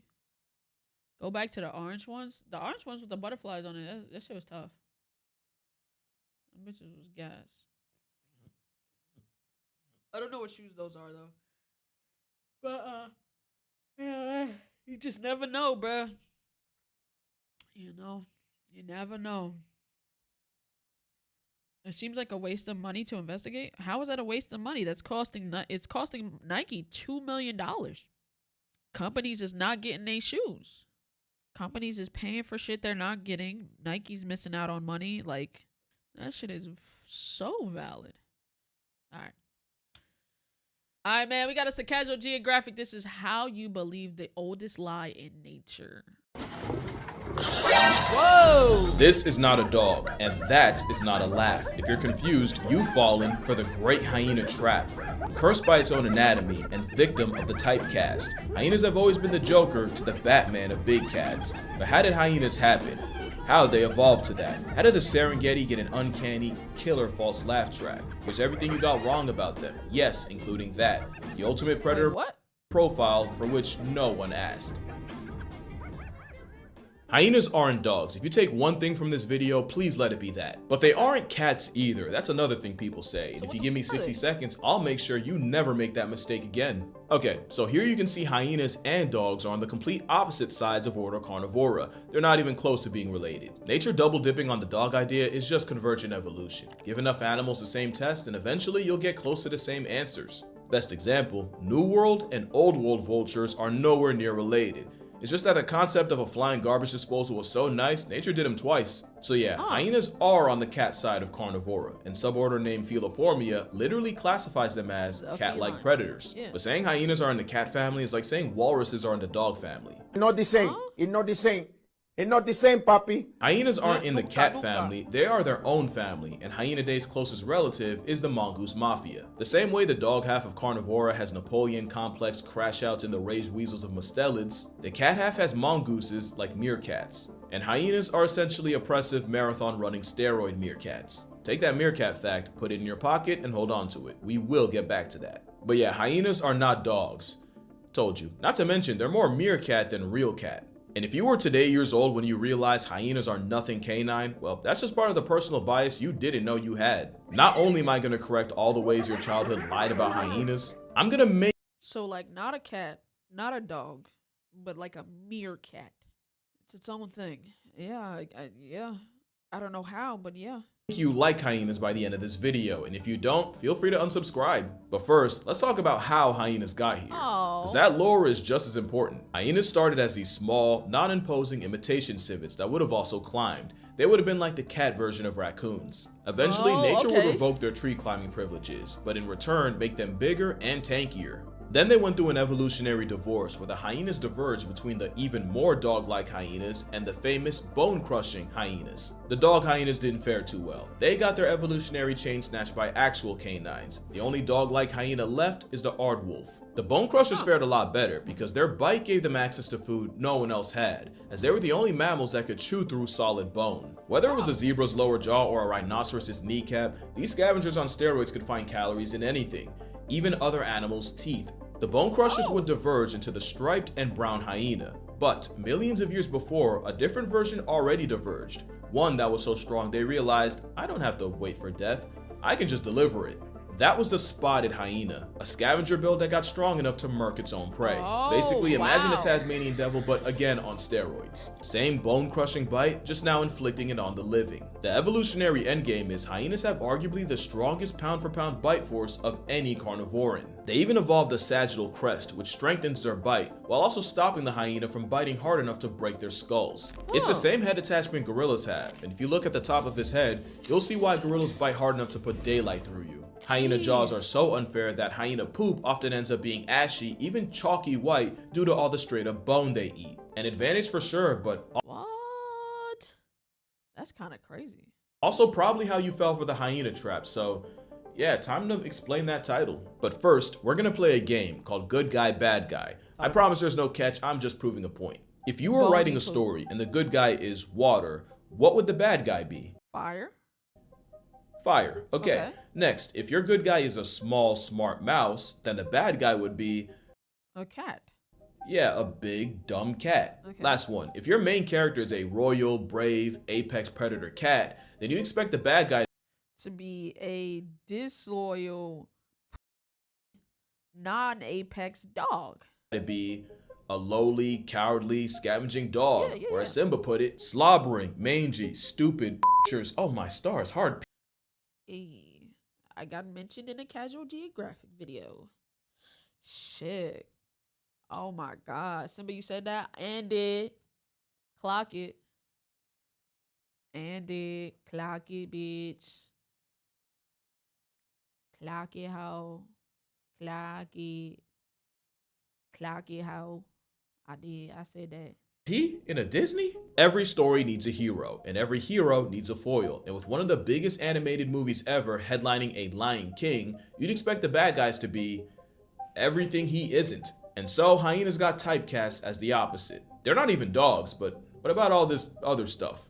Well, that's the trap. Because every movie, show, and documentary had lions as the good guy, hyenas were the narrative negative by default. Basically, they only existed as the opposite of lions. That's probably why, at some point in your life, possibly 3 minutes ago, you thought they were dogs. Because it only makes sense that the biggest enemy of a cat would be the furthest thing from one. That's not the only way hyenas got done dirty either. The most infamous sound associated with hyenas is a misunderstanding. The hyena laugh is one of the most bowel evacuating sounds on the savannah, and it's a nervous tick. Hyenas usually laugh when anxious or stressed, especially in social situations. Like, you'll usually hear it when a subordinate is being pressed by a higher rank, and the Oh, that's them being nervous. Oh, just like me for real.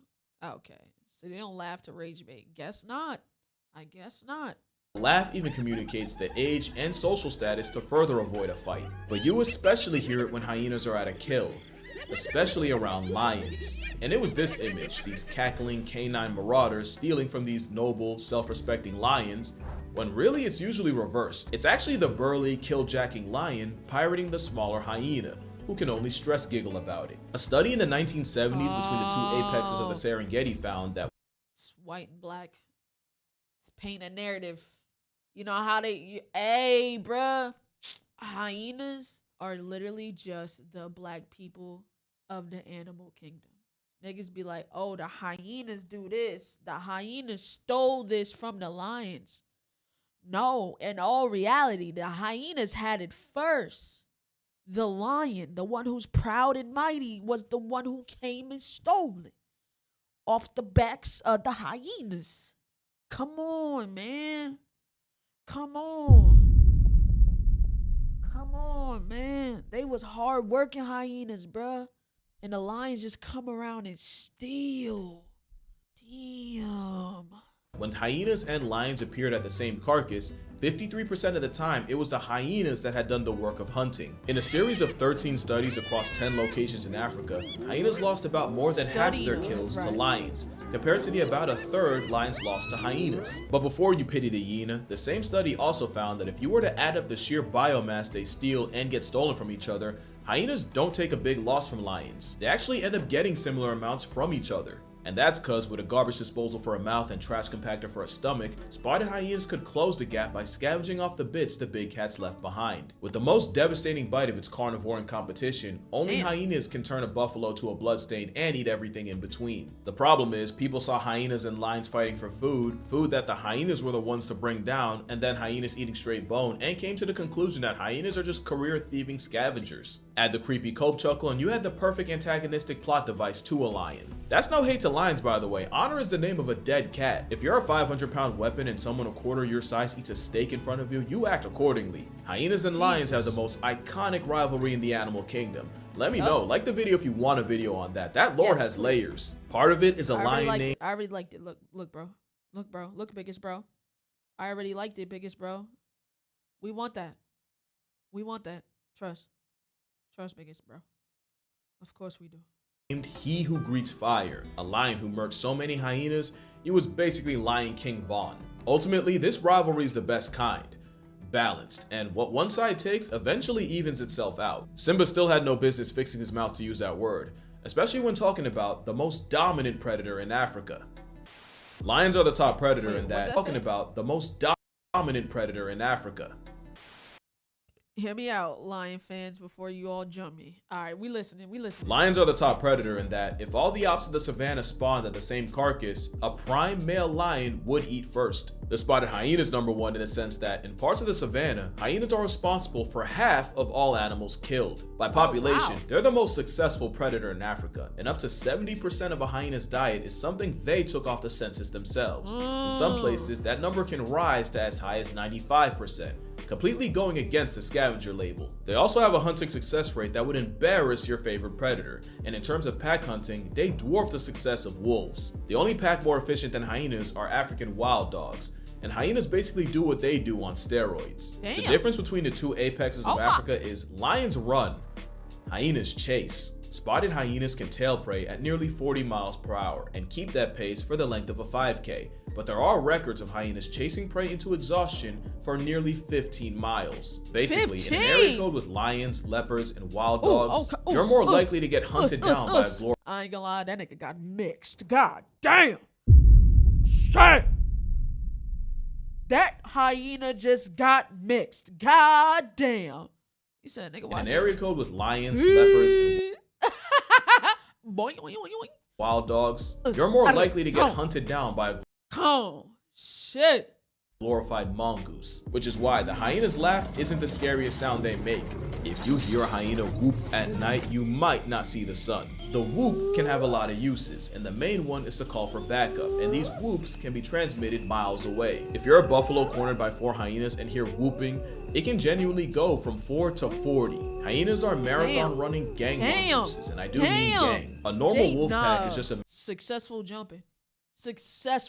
Holy shit, they was not letting up. mated pair with several generations of their kids. In comparison, hyena clans are matrilineal cliques built off brute force, alliances, and nepotism. To put it in perspective, a study was done on the 1,000 mammals most likely to kill their own kind, and the runaway winner were meerkats. And remember what I said, take it out your pocket, hyenas are giant pack-hunting meerkats, and their society can be just as oppressive. Hyena clans are famously female-dominated, and as a male, it only gets worse when you get older. Males born to an alpha female can enjoy the fruits of nepotism, but as a male, once you're forced to join a new clan, you start at the very bottom. And by bottom, I mean a female cub born 3 days ago instantly ranks over you and gets a place at the Damn! 3 days old, body and shit. just before you do. And as a post-dispersal male, the only chance you have of moving up the ranks is if a male above you either dies or disappears. The hyena's female first hierarchy is the second most famous thing about them. It's why Shenzi was the leader. But the most famous thing? Yeah, we've gotten to that part. Look, we already know what's coming, but this is strictly for educational purposes. We're gonna be mature about this. I'ma try, but you know YouTube, man. Come on. That being said, viewer discretion is advised, and if you're watching with kids, it might just be their bedtime. Chat, if you eating, stop eating. Female hyenas have a pseudopenis, one that they have to give birth through, and yes, it is as graphically awful as you think it is. The process involves the pseudo violently splitting open, and 20% of first-time mothers die. Worse, oh my god! 60% of firstborns suffocate to death before technically starting life. How did hyenas get here? We used to think female hyenas had more testosterone in their blood to explain the aggressiveness, but it turns out females tested at lower levels than males. That's cause it's actually what happens in the womb. As cubs inside the womb, unborn hyenas get flushed with androgen hormones, specifically androstenedione. This exposure heavily masculinizes the female cub and basically gives them roid rage, with proof that high-ranking mothers go on to have equally aggressive children. Those doses of hormones are why hyenas will attempt to kill their siblings fresh out the womb. This isn't play fighting, they're genuinely trying to take each other's heads off. Oh my Especially god. the girls, because offing your sister just means one less rung to climb on the social ladder. Hyenas are also born with their eyes open and a full functional set of teeth, and the literal on-site sibling rivalry means a quarter of all hyena cubs born never make it out the den. That testosterone flush also masculinizes their genitals, as the female cub's clitoris morphs into an imitation male organ, one they have to pee, give birth, and mate through. You might ask why evolution would allow this, and that's when you gotta remember, evolution mate through? I'm so scared for the answer. Oh my god. Isn't survival of the fittest. It's survival of just being good enough to not die out. There are plenty of examples of evolution heavily handicapping animals. Even the lion's most famous feature can make him less fertile. But as long as it doesn't doom the species, evolution will remain Ray Charles to it. Hyenas don't have a pseudo because it's an advantage, but because it wasn't enough of a disadvantage to completely discontinue them. But that doesn't mean they don't find a way to use them. The very concept of hyenas mating means it is impossible for a male to mount a female without the female's consent, giving females a 100% say in who she gets with. Hyenas also use the pseudo situation to resolve conflict, and in hyena society, a private hyenas lick each other's privates to enforce their standing at attention is actually a sign of submissiveness, so a lower rank can wave the white flag by flashing her pink one. There's also the theory that in a female-dominated society, a false member helps female cubs avoid violence and bullying from older ranks by masking the female cub as male. I still don't think that's worth risking going back into Earth just to give birth, but reminder, if it doesn't kill you, evolution could care less about it, and the Barbarossa can continue to get lobotomized by that reality. That reality is the pseudo is actually a symptom of androstenedione, and the reason for that is evolution favored more aggressive hyenas that could defend their cubs and their place at the dinner table. That being said, hyena society doesn't run on violence. There's actually an interesting level of social engineering. Hyenas are way more socially intelligent than they get credit for. For example, hyenas have an alarm call to warn the clan of lions or other hyenas. But if a low-ranking mother sees her cub being pushed around, she'll make a false call just to get the heat off her kid. Hyenas also seem to understand social engineering. The best way I've seen it described is hyena A knows how hyena B feels about hyena C, and will use that to her advantage. Oh, you don't really see that kind of social. Oh, they messy. Okay. I like a messy queen. Okay. They spilled the tea. Social manipulation with wolves, making hyenas a lot more like mongoose-chimp hybrids. And speaking of chimps, hyenas actually outperform them in cooperative problem-solving puzzles. That doesn't mean they're smarter, but it's possible hyenas are more hardwired to use teamwork. It makes sense when you look at a hyena clan. You can have up to 80 members, each with a clearly defined spot in the hierarchy. Cubs inherit their mother's rank, which is actually how you can end up with a male leading a clan through the power of nepotism. Unless they leave, because again, non-native males start as the dirt under the social ladder. So you think this system's pretty set in stone, and for the most part it is, but as a hyena, you can actually finesse your way pretty high up if you're smart enough, because it's actually not how strong or tough you are. As a hyena, it's all about who your friends are. And nobody proved that point better than Waffles. Oh, I love this story. Okay, so Waffles was a female hyena at the very bottom of her clan. As a bottomer, you get the scraps the others leave behind. You're constantly getting pressed by your superiors, but worst of all, as a low rank, any cubs Waffles would have would be at immediate risk of getting murked by a higher rank. Clearly, this is no way to live, but the question you should be asking yourself is WWD, what would Waffles do? You can't really unlock the answer without getting into just what a hyena clan is. So let's get into it. Obviously, you have the alpha female, and all her cubs who inherit her rank. If her cubs have cubs, they'll rank right under them. This whole block would be called a matrilineal group, and a hyena clan is made of multiple matrilineals. Hyena nepotism means the weakest member of the strongest matrilineal group ranks over the strongest member of the second strongest group. And remember, if you're a male, you get to enjoy that nepotism so long as you're born into the right group, until you have to find a new clan, which they might choose not to do because, again, any new males join at the very bottom of the hierarchy, with the only chance of any upward mobility being after a superior male dies or disperses. But it's normally a highly rigid system with very little chance of promotion, unless you're Waffles. Because lower ranks can challenge higher ranks for their status, and those challenges aren't what you think they are, because hyenas are good at math. Instead of ripping each other apart and possibly putting both hyenas out of commission, a challenge looks more like a lower rank, posturing and confronting a higher rank with her social network of friends behind her. If the challenged senses that the challenger has managed to rally more support than she can match, she'll often just submit and surrender her rank,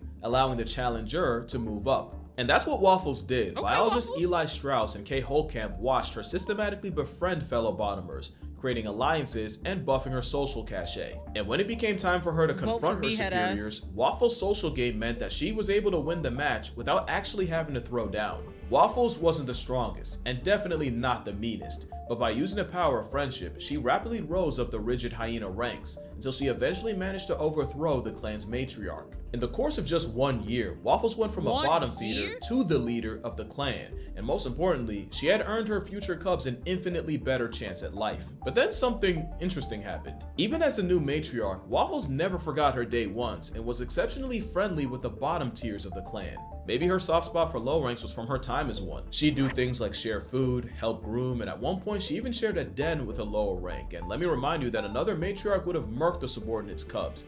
Yet Waffles was sharing a crib with them. In fact, Waffles' best friend would actually be the second lowest rank in the clan, making Waffles even more of an anomaly. Waffles went from a peasant with no prospects to a leader with a legacy. A legacy of syrup. Started from the bottom, now we here, Waffles. Never forget your day ones. Waffles did not switch up. Oh my god. Waffles moving crazy. Because obviously, with a name like Waffles, your children are gonna have names like Aunt Jemima, Mrs. Buttersworth, Log Cabin, Hungry Jack.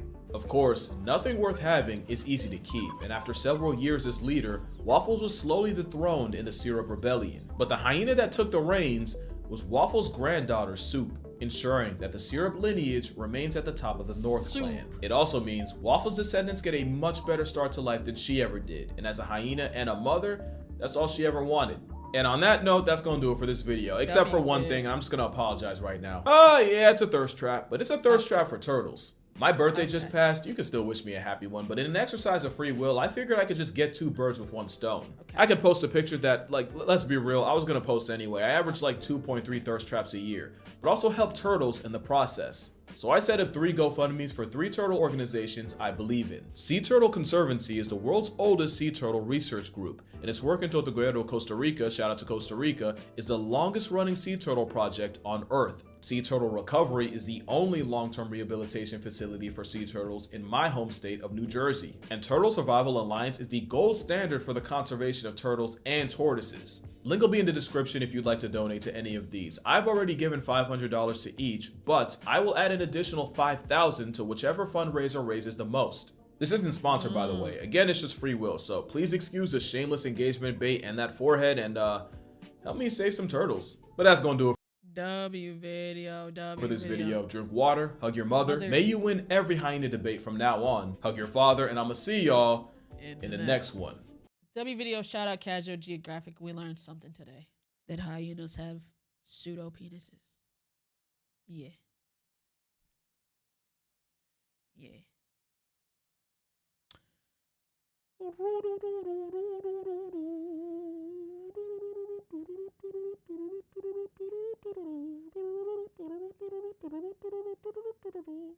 Alright, lock me in. It's gonna be the last video of the day. It's a short stream? Not necessarily. It'll probably bring us to like 3.5 hours. So, not really. Alright, man, look, today we got us a CJ video. This is Musashi destroyed the Baki universe? I don't know. Again, let's get it. Musashi disappeared into the shadows and started hunting down every single SWAT team member, just like how Roberta was hunting down those special forces in Black Lagoon. These 2 officers were talking about a plan, and the guy that this dude was talking to lifted up his finger in terror and told him, "Sir, he's behind you!" Oh, me.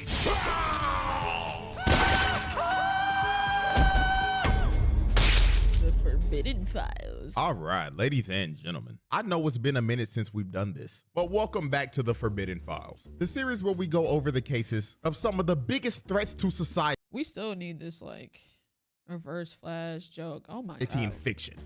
And we need all of those. And today we will be taking the second look at the greatest swordsman in real life history who technically got isekai'd into the Baki universe for shits and giggles, Miyamoto Musashi. Now I'm gonna let y'all know this before we even get started. This is one of the nastiest part 2s I've ever done. All I'ma say is that we went from having random street fights to becoming a national security threat to the entire country of Japan. 5-star wanted level and everything. Bro had to go. So without further ado, case 1. Domesticating a caveman and assaulting Albert Einstein. So I remember this. So Albert Einstein told the authorities to go in the sewers and find the legendary fighter of the Ooga Booga style. And that legendary fighter is, of course, Pickle. So the authorities went into the sewers and dumped gallons of chloroform so they could knock Pickle out and transport him to Albert Einstein. They just threw a bunch of chloroform down there and said, yeah, hope for the best. What the fuck is that?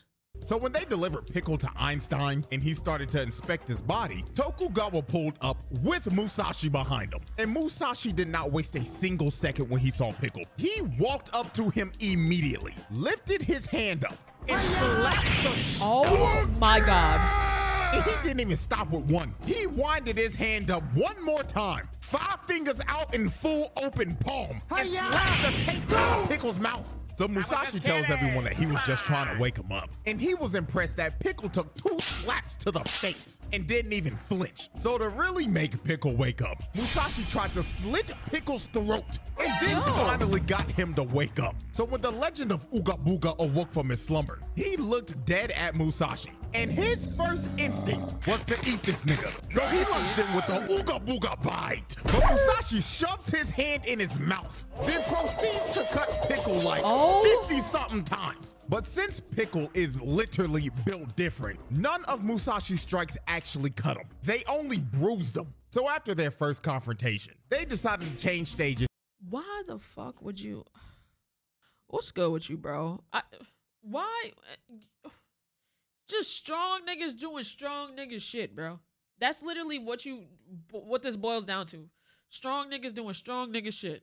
And go to a testing room that could withstand the fight that they were about to have. Now, Albert Einstein was not about to let this happen because he thought that these two were such great scientific achievements that having them fight would be a detriment to science. So this nigga pulls out a Glock and straight up says, "Oh, all right, now everybody calm down. Now you know damn well I can't have nobody touching my nigga Pickle like that. So tell Musashi to back up, or I'll switch his ass down and Swiss cheese your ass to Tokugawa." So while Albert Einstein was holding up the room at gunpoint, his wrist ends up getting dislocated and he gets mind shredded by Musashi. Einstein literally felt himself die.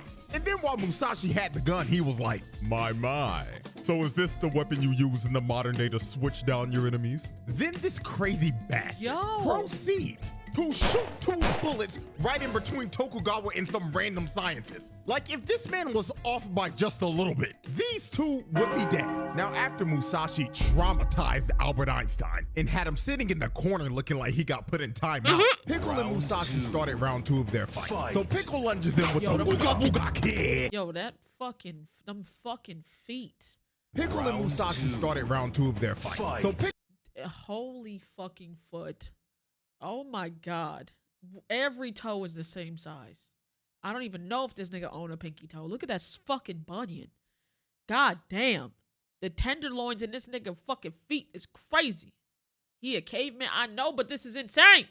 Pickle lunges in with the Ooga Booga kick. But Musashi hits him in his calf once and had Pickle screaming in pain. So then he went in for a rising Ooga uppercut. But Musashi cuts him across his chest, making him feel excruciating pain again. So Pickle decided to revert back to factory settings, and he gets in his stance where he's on all 4s. So he lunges at Musashi and slams him into the wall, and they end up having a test of strength. But Musashi, knowing that Pickle had way more brute strength than him, decided to use that big brain and show off that battle IQ. So he plants his feet on the wall and launches his hand into Pickle's face. And he ended up pinning down the legendary fighter of the Ooga Booga style. But you see, Musashi wasn't satisfied with his victory because he craved more violence. So he proposed that they have a rematch. And in this rematch, he would be able to use his actual swords. And he wanted Pickle to be completely starved of food. He wanted to fight him in his most feral state possible. So this was basically going to be another fight to the death. One of these dudes were not walking away from this. So now What kind of fight is that? Yeah, starve this nigga. I want him to want to eat me. What? What is Baki even about? Are you asking the right questions to the wrong nigga? I'll be honest. Could not tell you. I want to know too. I just don't. Like, I don't fucking know. Fast forward to the final round. And the moment Musashi walked into the ring, Pickle lunged at him with the Ooga Bite.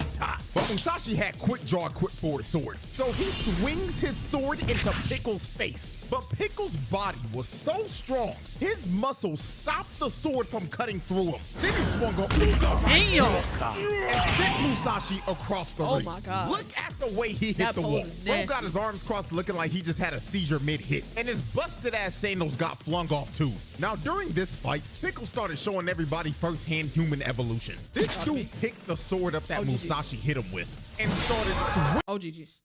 You gave the caveman a weapon. Oh my God. He's already a weapon and you gave him another weapon. GG's. Swinging the sword. We were literally watching this man evolve in front of our eyes. Pickle finally got the Humanity 2.0 update. So Pickle tried to swing the sword on Musashi, but Musashi cut his eye with his hand, then grabbed his sword and cut Pickle 6 times. Twice in the elbows, twice in the shoulders, and twice in the knees. He strategically whipped for the most important joints in the body. Now, after Musashi sliced up Pickle's joints, Pickle started transforming into his legendary Super Ooga Booga form. Wait, hold on. We not just gonna skip past that like that and give that nigga a bigger fucking booty. It zoomed in on that nigga booty and gave him hella cheeks. Oh my God. Pickle started transforming into his back, and like you couldn't show the calves getting bigger, the chest getting bigger, the arms, straight back and butt. Gave that nigga straight autism booty. Alright, for sure. Super Ooga Booga form for one final strike. So Pickle lunged at Musashi just for him to slice both his wrist and his ankle, taking out the rest of his important joints. And after that decisive strike, this fight was over. And Pickle did the unthinkable. This man saw Musashi as a giant prehistoric hornet, and he was a predator that he could not beat. So he started trembling in fear and hopped on all fours and left. Pickle ran away. He did not want any more smoke from Musashi at all. The man who dominated everybody in the arc before this, and a slayer of one of Truck Coon's avatars, ran away like a bitch. Musashi domesticated this nigga. What? So after The Musashi actual fuck. traumatized Pickle and turned him into a house dog, the next person that stepped up to Musashi was Mr. I'm gonna protect everyone, Motobe. Now, I ain't gonna lie, Motobe fought Musashi like he had something to prove. And I low-key wish I seen the signs before the fight. Because tell me why this man hit the Triple H water spit before the fight with a bottle of Hennessy. This is a nigga that has nothing to lose. I should've known he was gonna whoop his ass just off of this. Now, he came into this fight like Batman. Bro's prep time for this was insane. He had a whole game plan to take this man out. So before they start, Motobe offers Musashi a cigarette, and he wants to sit down and have a lung cancer session with him. But Musashi, being up to date with modern commercials, has seen all the no smoking ads, and he refuses. Oh my God, CJ. I know you didn't just throw that shit in there. Nigga said valid. Oh, jail. This man already died from lung cancer once. This is actually how he died IRL. Also, he figured out that Motobe poisoned the cigarettes the whole time. So Musashi flicks the cancer stick back at Motobe, but Motobe clocks Musashi with the bottle of Henny, scarring his face, then shoves all that nasty-ass tobacco down his mouth. So after Motobe put Musashi on his ass, he just started using every weapon you could think of. First thing he did was throw a flashbang at his ass. Then when he was flashed, he came in with the mace and started clocking his shit. He hit him so hard he lost his back teeth. So hey, bro, you gotta keep, stay ready so you ain't gotta get ready. Keep him guessing. He never know what he about to get hit with. You ain't think he was gonna get hit in the head with a bottle and some cigarettes and also some fucking whatever, a flashbang. After he was done beating his ass with the mace, he pulls out a short spear and lunges in at him and tries to shank him. Now Musashi cuts the spear in half, but Motobe countered and kicked his teeth down his throat. Then he pulled out brass knuckles with some spikes on him and rocked him with the... Hey, bruh. Stay ready so you ain't gotta get ready, chat. I'm telling you. Hit that nigga with everything. Make sure he go down. Fuck it. Right hook. Motobe was whooping that ass. He actually had this man Musashi sweating. Now, while Musashi looked like he was knocked out on his knees, he ended up slicing Motobe down the gut. But Motobe, with all that Batman prep time, planned for this if it ever happened. Because under his clothes, he had a whole set of chainmail armor. So even though I thought that was some fishnets. I thought you was trying to be a bad bitch. So under his clothes, he had a... I thought he was trying to be a baddie. I was like, oh, you got on fishnets? Okay.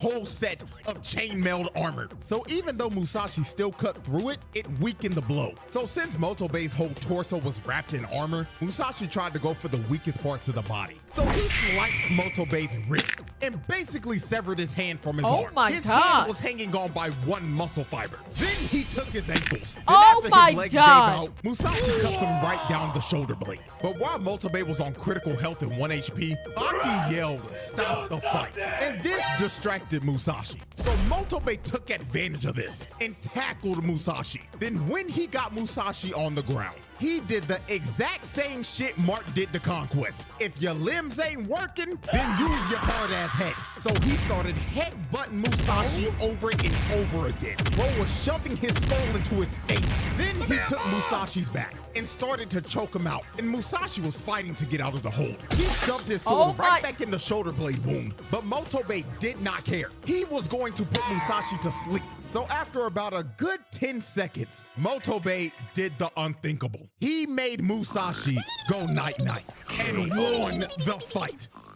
Motobe was the first man in history to beat this nigga. What? Everybody watching the fight were in shock because they couldn't believe what they just saw. They just witnessed the biggest upset in history. This was like when The Undertaker's WrestleMania streak ended. Complete shock. Niggas had no clue what the they just witnessed. And Musashi actually just took this loss on the chin. He admitted defeat and just straight up walked away. But what was about to transpire after Musashi lost was complete chaos and was going to change the entire country forever.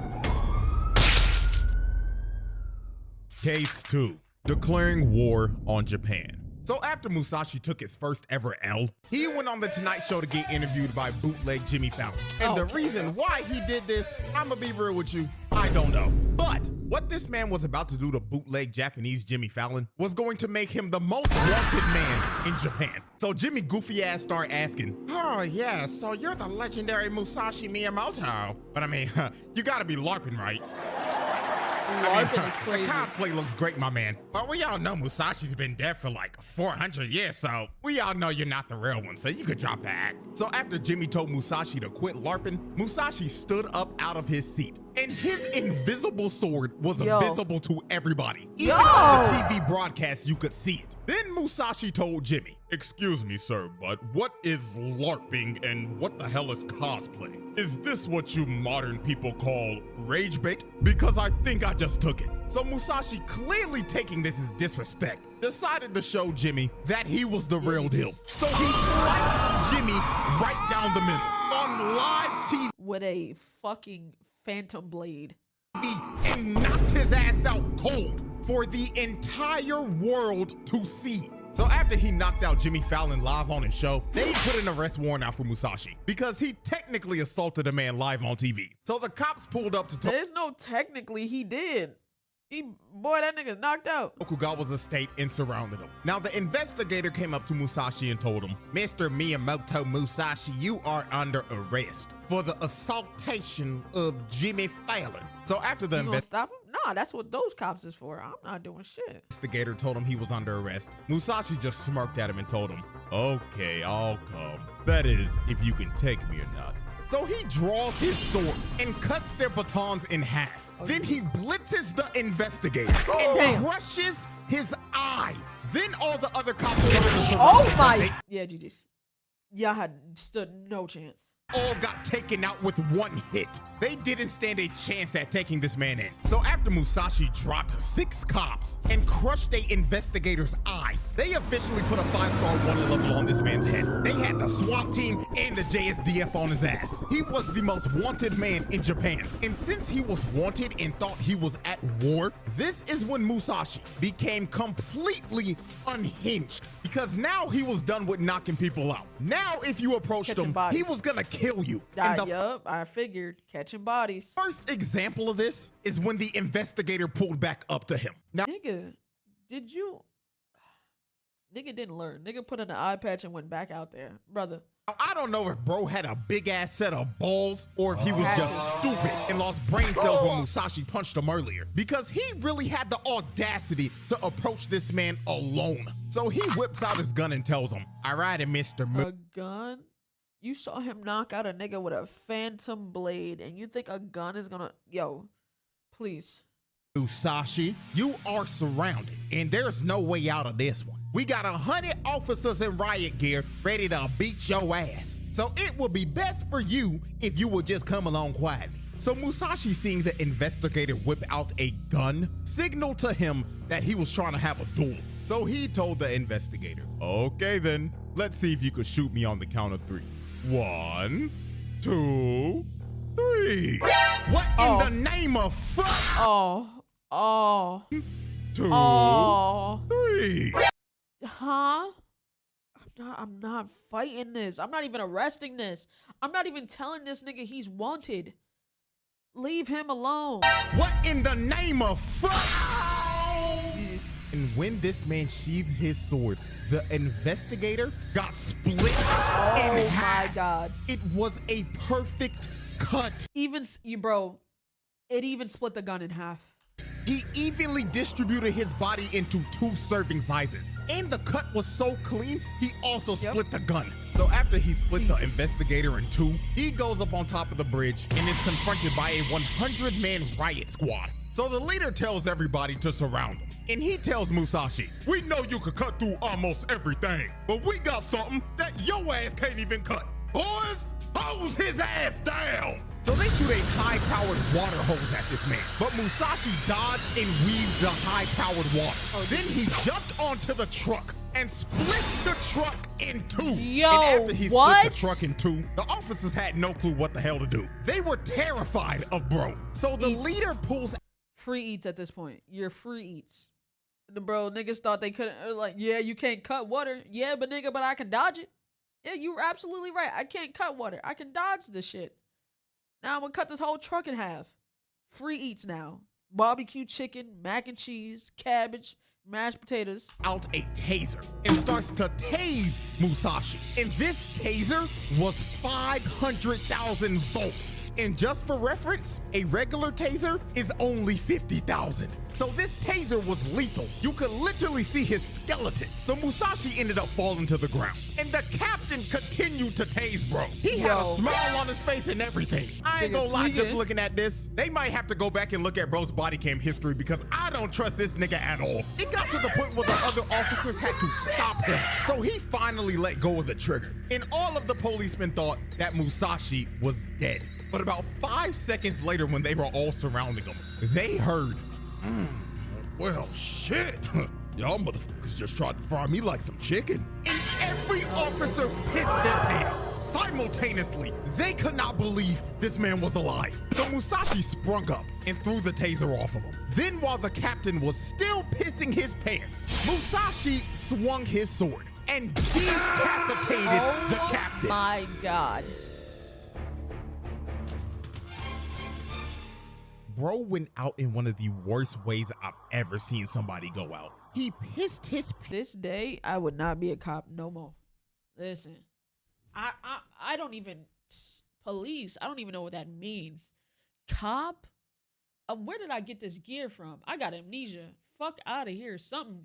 Pants and got decapitated at the same time. His legacy in that police department is cooked. They all gonna remember bro's last moments was him pissing his pants while getting beheaded. So after all of this happened, he went up to this one trooper and to assert his dominance, he cut a riot shield into pieces. Then after he shredded the dude's riot shield, he told all the other officers, pick up your dead and get the hell out of my way. And guess what all those 99 troopers did? They were good boys and did exactly what picked up their dead and got the fuck out his way. Exactly. He said. They picked up the dead captain and got the hell out of bro's way. They just let him walk because they knew they couldn't do anything to stop him. So after they let Musashi go, the Prime Minister of Japan decided to deploy everything at this man and just lock down the whole city. Because Musashi... You about to get so many people killed. Oh my God, so many people are gonna die.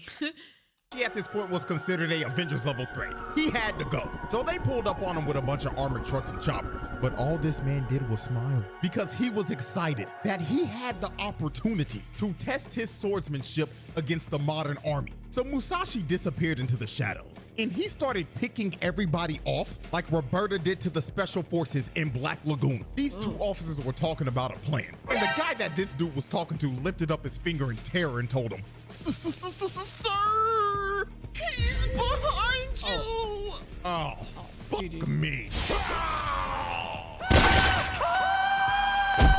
So after Musashi murdered the first guard, he cuts off the other poor guy's arms and disperses back into the darkness. And since he had everybody confused and bamboozled, and they had no sort of plan at all, they were easy pickings for Musashi. He would pick off one, then disappear. Then he would appear again. And he kept on doing this over and over again because they had no coordination at all. And he was too fast. They couldn't see him. This ended up turning into a bloodbath. Body parts were everywhere because multiple SWAT team members were getting chopped in half. And if you're wondering, CJ, why can't they just shoot him with a gun? Oh, they tried, but they couldn't hit him at all. They had that good old stormtrooper aim, can't hit shit from a foot away. This one guy tried to switch him down, but he jumped over his bullets and made him eat a knee to the face. Also, just to add on, that knee strike was so strong it shattered a bulletproof visor. So the nigga that got hit by that is probably dead. So this one guy tried to get the situation under control and told everybody to surround the cars that he was moving between. But out of nowhere, Musashi appears on top of the car and jumps down and slices the commander in half. Bro, what the fuck? What the fuck? Oh, shit! So after Musashi cut the commander down, he yelled to everyone again, collect your dead, mount your chariots, and leave. And guess what they did? They were also some good boys. They all ran away. If you want to survive, guess what you got to do? Listen to the nigga that's winning. Got in their armored trucks and left because they valued their lives. They was not about to throw their life away like everybody else. And that's 1, 2, 3. Wait. Because they valued their lives. They was not about to throw their life away like everybody else. And just off of this scene alone, this man took out like 5 SWAT team squads. 10 armored trucks picked up and left. Bro. So after Musashi dismantled the police force, they came to the conclusion that their best option to stop Musashi was to rely on a 20-year-old that looks like he's 40. They begged Hanayama to fight Musashi because they knew he was durable enough to take multiple sword swings. So Hanayama confronted Musashi in Shibuya. And since this is a Baki universe, you know every single NPC stopped what they were doing to watch this fight on the side of the street. So big body Hanayama charged up his first punch and threw it right at Musashi's face. And look at this impact. He literally indented his whole fist into Musashi's face before sending him flying down the street. So after Hanayama laid out Musashi, he picked up his whole body with one hand and winded up another massive punch. So he swung at Musashi, but he blocked it with his blade. But even though a whole sword was in Hanayama's fist, he didn't give a damn. He threw another punch at Musashi's face with the sword in his fist and sent him rolling. These niggas gotta do Pilates. Look at the move. Look at this nigga's positioning. Look at how he's positioned to throw this punch. The Pilates, the yoga in this motherfucker gotta be crazy. With the sword in his fist and sent him rolling down the street like a bowling ball. Then this man, being such a gentleman, decided to hold out his fist and say, "My fault, OG. I forgot to give you your sword back and shit." So he ripped the katana out of his fist and chucked it at Musashi. And Musashi caught it at point blank range. Now after this, Hanayama had an uppercut coming from hell, and Musashi dodged and proceeded to cut Hanayama's back a total of 5 different times. Now this would have killed anybody else, but obviously Hanayama's built like a tank. So he just turned around and said, "Damn, OG, that kinda stung a bit." So Hanayama wanted to have a test of strength with Musashi. So he grabs his hand and just starts to weigh him down immediately.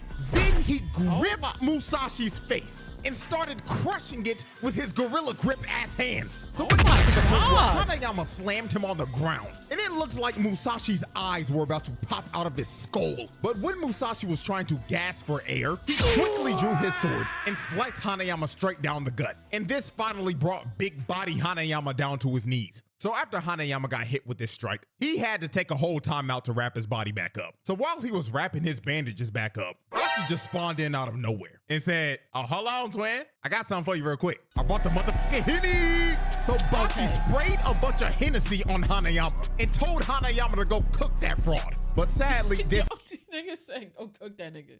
Hype me up moment did not work at all. They started fighting again and Musashi cut his back. Then he ended up slicing his face. Then he shoved his sword in his eye. Then spun his body back around. Then finished him off with one more slice to the back.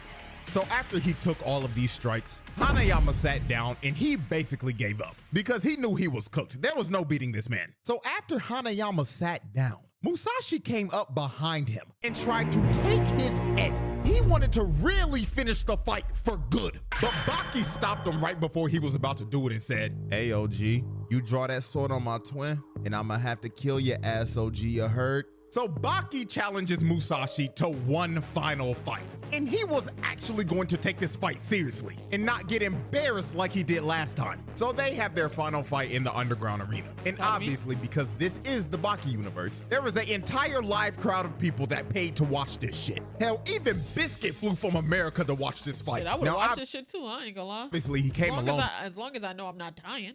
Because he can't take his wife with him. And if he even tried to bring her big ass on that flight is crashing down and it will be joining the likes of Malaysia Airlines. So Baki and Musashi score off for their final fight to the death. Now, the first thing Baki does is throw a kick at him. And the kick whiffed like crazy. All it did was catch one of his eyebrow hairs on his toe. So Baki tried to play it off like, "Damn, OG, if that land on your chin, you going night-night, twin." But then Musashi just smiled at him and told him, "Impressive, little nigga. But tell me, how do your ankles feel right now?" And the moment he said that, Baki fell on his ass. And he realizes Musashi broke his ankles. And while he was on the ground processing what just happened, Musashi showed the bottom of his sandal in his face. Even though this was a fight to the death, this was a cheap shot of hell. Musashi is a dirty ass fighter, I cannot lie. So since Musashi was gonna fight like that, Baki was like, "Fine, I'll fight like a dirty son bitch too." So Musashi leaps towards Baki. But Baki, unlocking the speed force, disappeared for like a good second.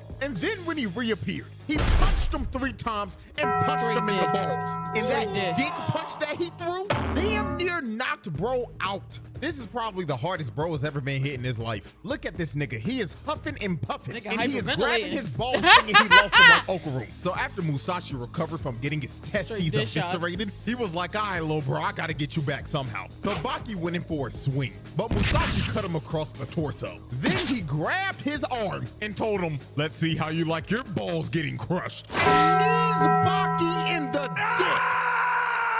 I ain't gonna lie to y'all, when I first watched this, I low-key felt the pain of this shit through the screen. Like, look at this man Baki, bro. Bro's in pure pain. I ain't gonna lie, Baki fans, y'all might not have to worry about a Baki next generations. Cause this nigga not having no kids, the Hama bloodline ends here. So while Baki was walking around holding his shattered jewels, Musashi walked up behind him and sliced him down his back, which made Baki feel his entire upper body getting cut off. Then he shoulder tackled him and sent Baki flying out the ring. So after Musashi hit Baki with a ring out, Baki recovered and tossed Musashi's sword to him. And Baki picked up the other one. So when he had Musashi's other sword, Baki started talking shit, saying he was gonna copy his techniques and slaughter Musashi. And he was doing this so he could get Musashi to act arrogant and make a mistake. So he threw Musashi's second sword at him. And Musashi, being an arrogant bastard and wanting to farm more aura points, catches the sword with his bare hand. And this was the opening that Baki was looking for, because both of his hands were occupied. So he kicks Musashi in the face, and he kicked him so hard, his soul left his body for a good second. So after Musashi— What I would have did is kick the knife. If he holding a knife like this, bam, kick the knife, boom, straight to the face on some shit. But that's still smart. That's still smart. His soul returned to his body. Baki went in for his last strike. Now Musashi caught the blade again with his bare hands. But that is exactly what Baki intended to happen. Because when Musashi was distracted, he gets ambushed by the old freaky ass lady that put the soul in his body in the— For sure.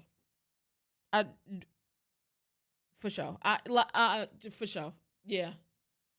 Hell yeah. I guess. I don't know. I don't know.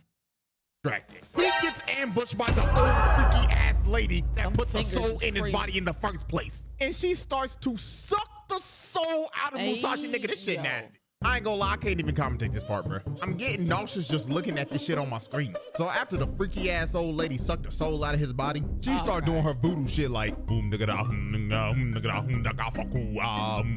and she releases Musashi's soul, finally putting it into the terror that she brought into this world with her freaky voodoo shit. And they put Musashi's body in cryostasis. Now you're probably wondering, why are they not burning this nigga? Why are they not burying him? because these dumbass scientists in Tokugawa's bald ass decided to preserve his body for the name of science. Okay. Now, cool, this is a great science experiment, but what's gonna happen if a freaky witchcraft voodoo nigga breaks in and decides to put Musashi's soul back in that body? Right Then back in the same everybody's spot gonna be, they was before. he gonna come back like Thanos and say, you should have gone for the head, because these niggas decided to keep his body. I am 99% sure that Tokugawa and these scientists will make great friends with Cecil, because the one thing they got in common is not finishing the job. Fucking job. Yep. Forbidden. And with that, ladies and gentlemen, that is the end of the Musashi Files. Unless they bring this man back with more voodoo magic. And if they do, then God help everybody in that universe. That whole police department need to pray, Albert Einstein need to pray, and Jimmy Fallon ass, because if he interview him again with all that rage bait, that might be the last interview he ever does. Their best bet is probably offering up the entire economy up to Yujiro and telling them, here, nigga, damn, here's everybody's tax dollars. Now please save us. Because he the only chance That's they supposed to be Trump? Okay. got. But with that being said, this case is closed. And I will see y'all again soon for some more Forbidden Files. W video. www.wf video.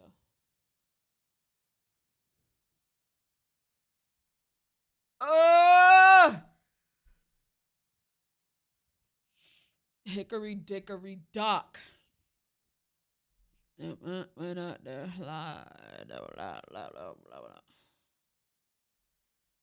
All right, chat. I think I'm done for the day. I had to catch up on some second channel shit.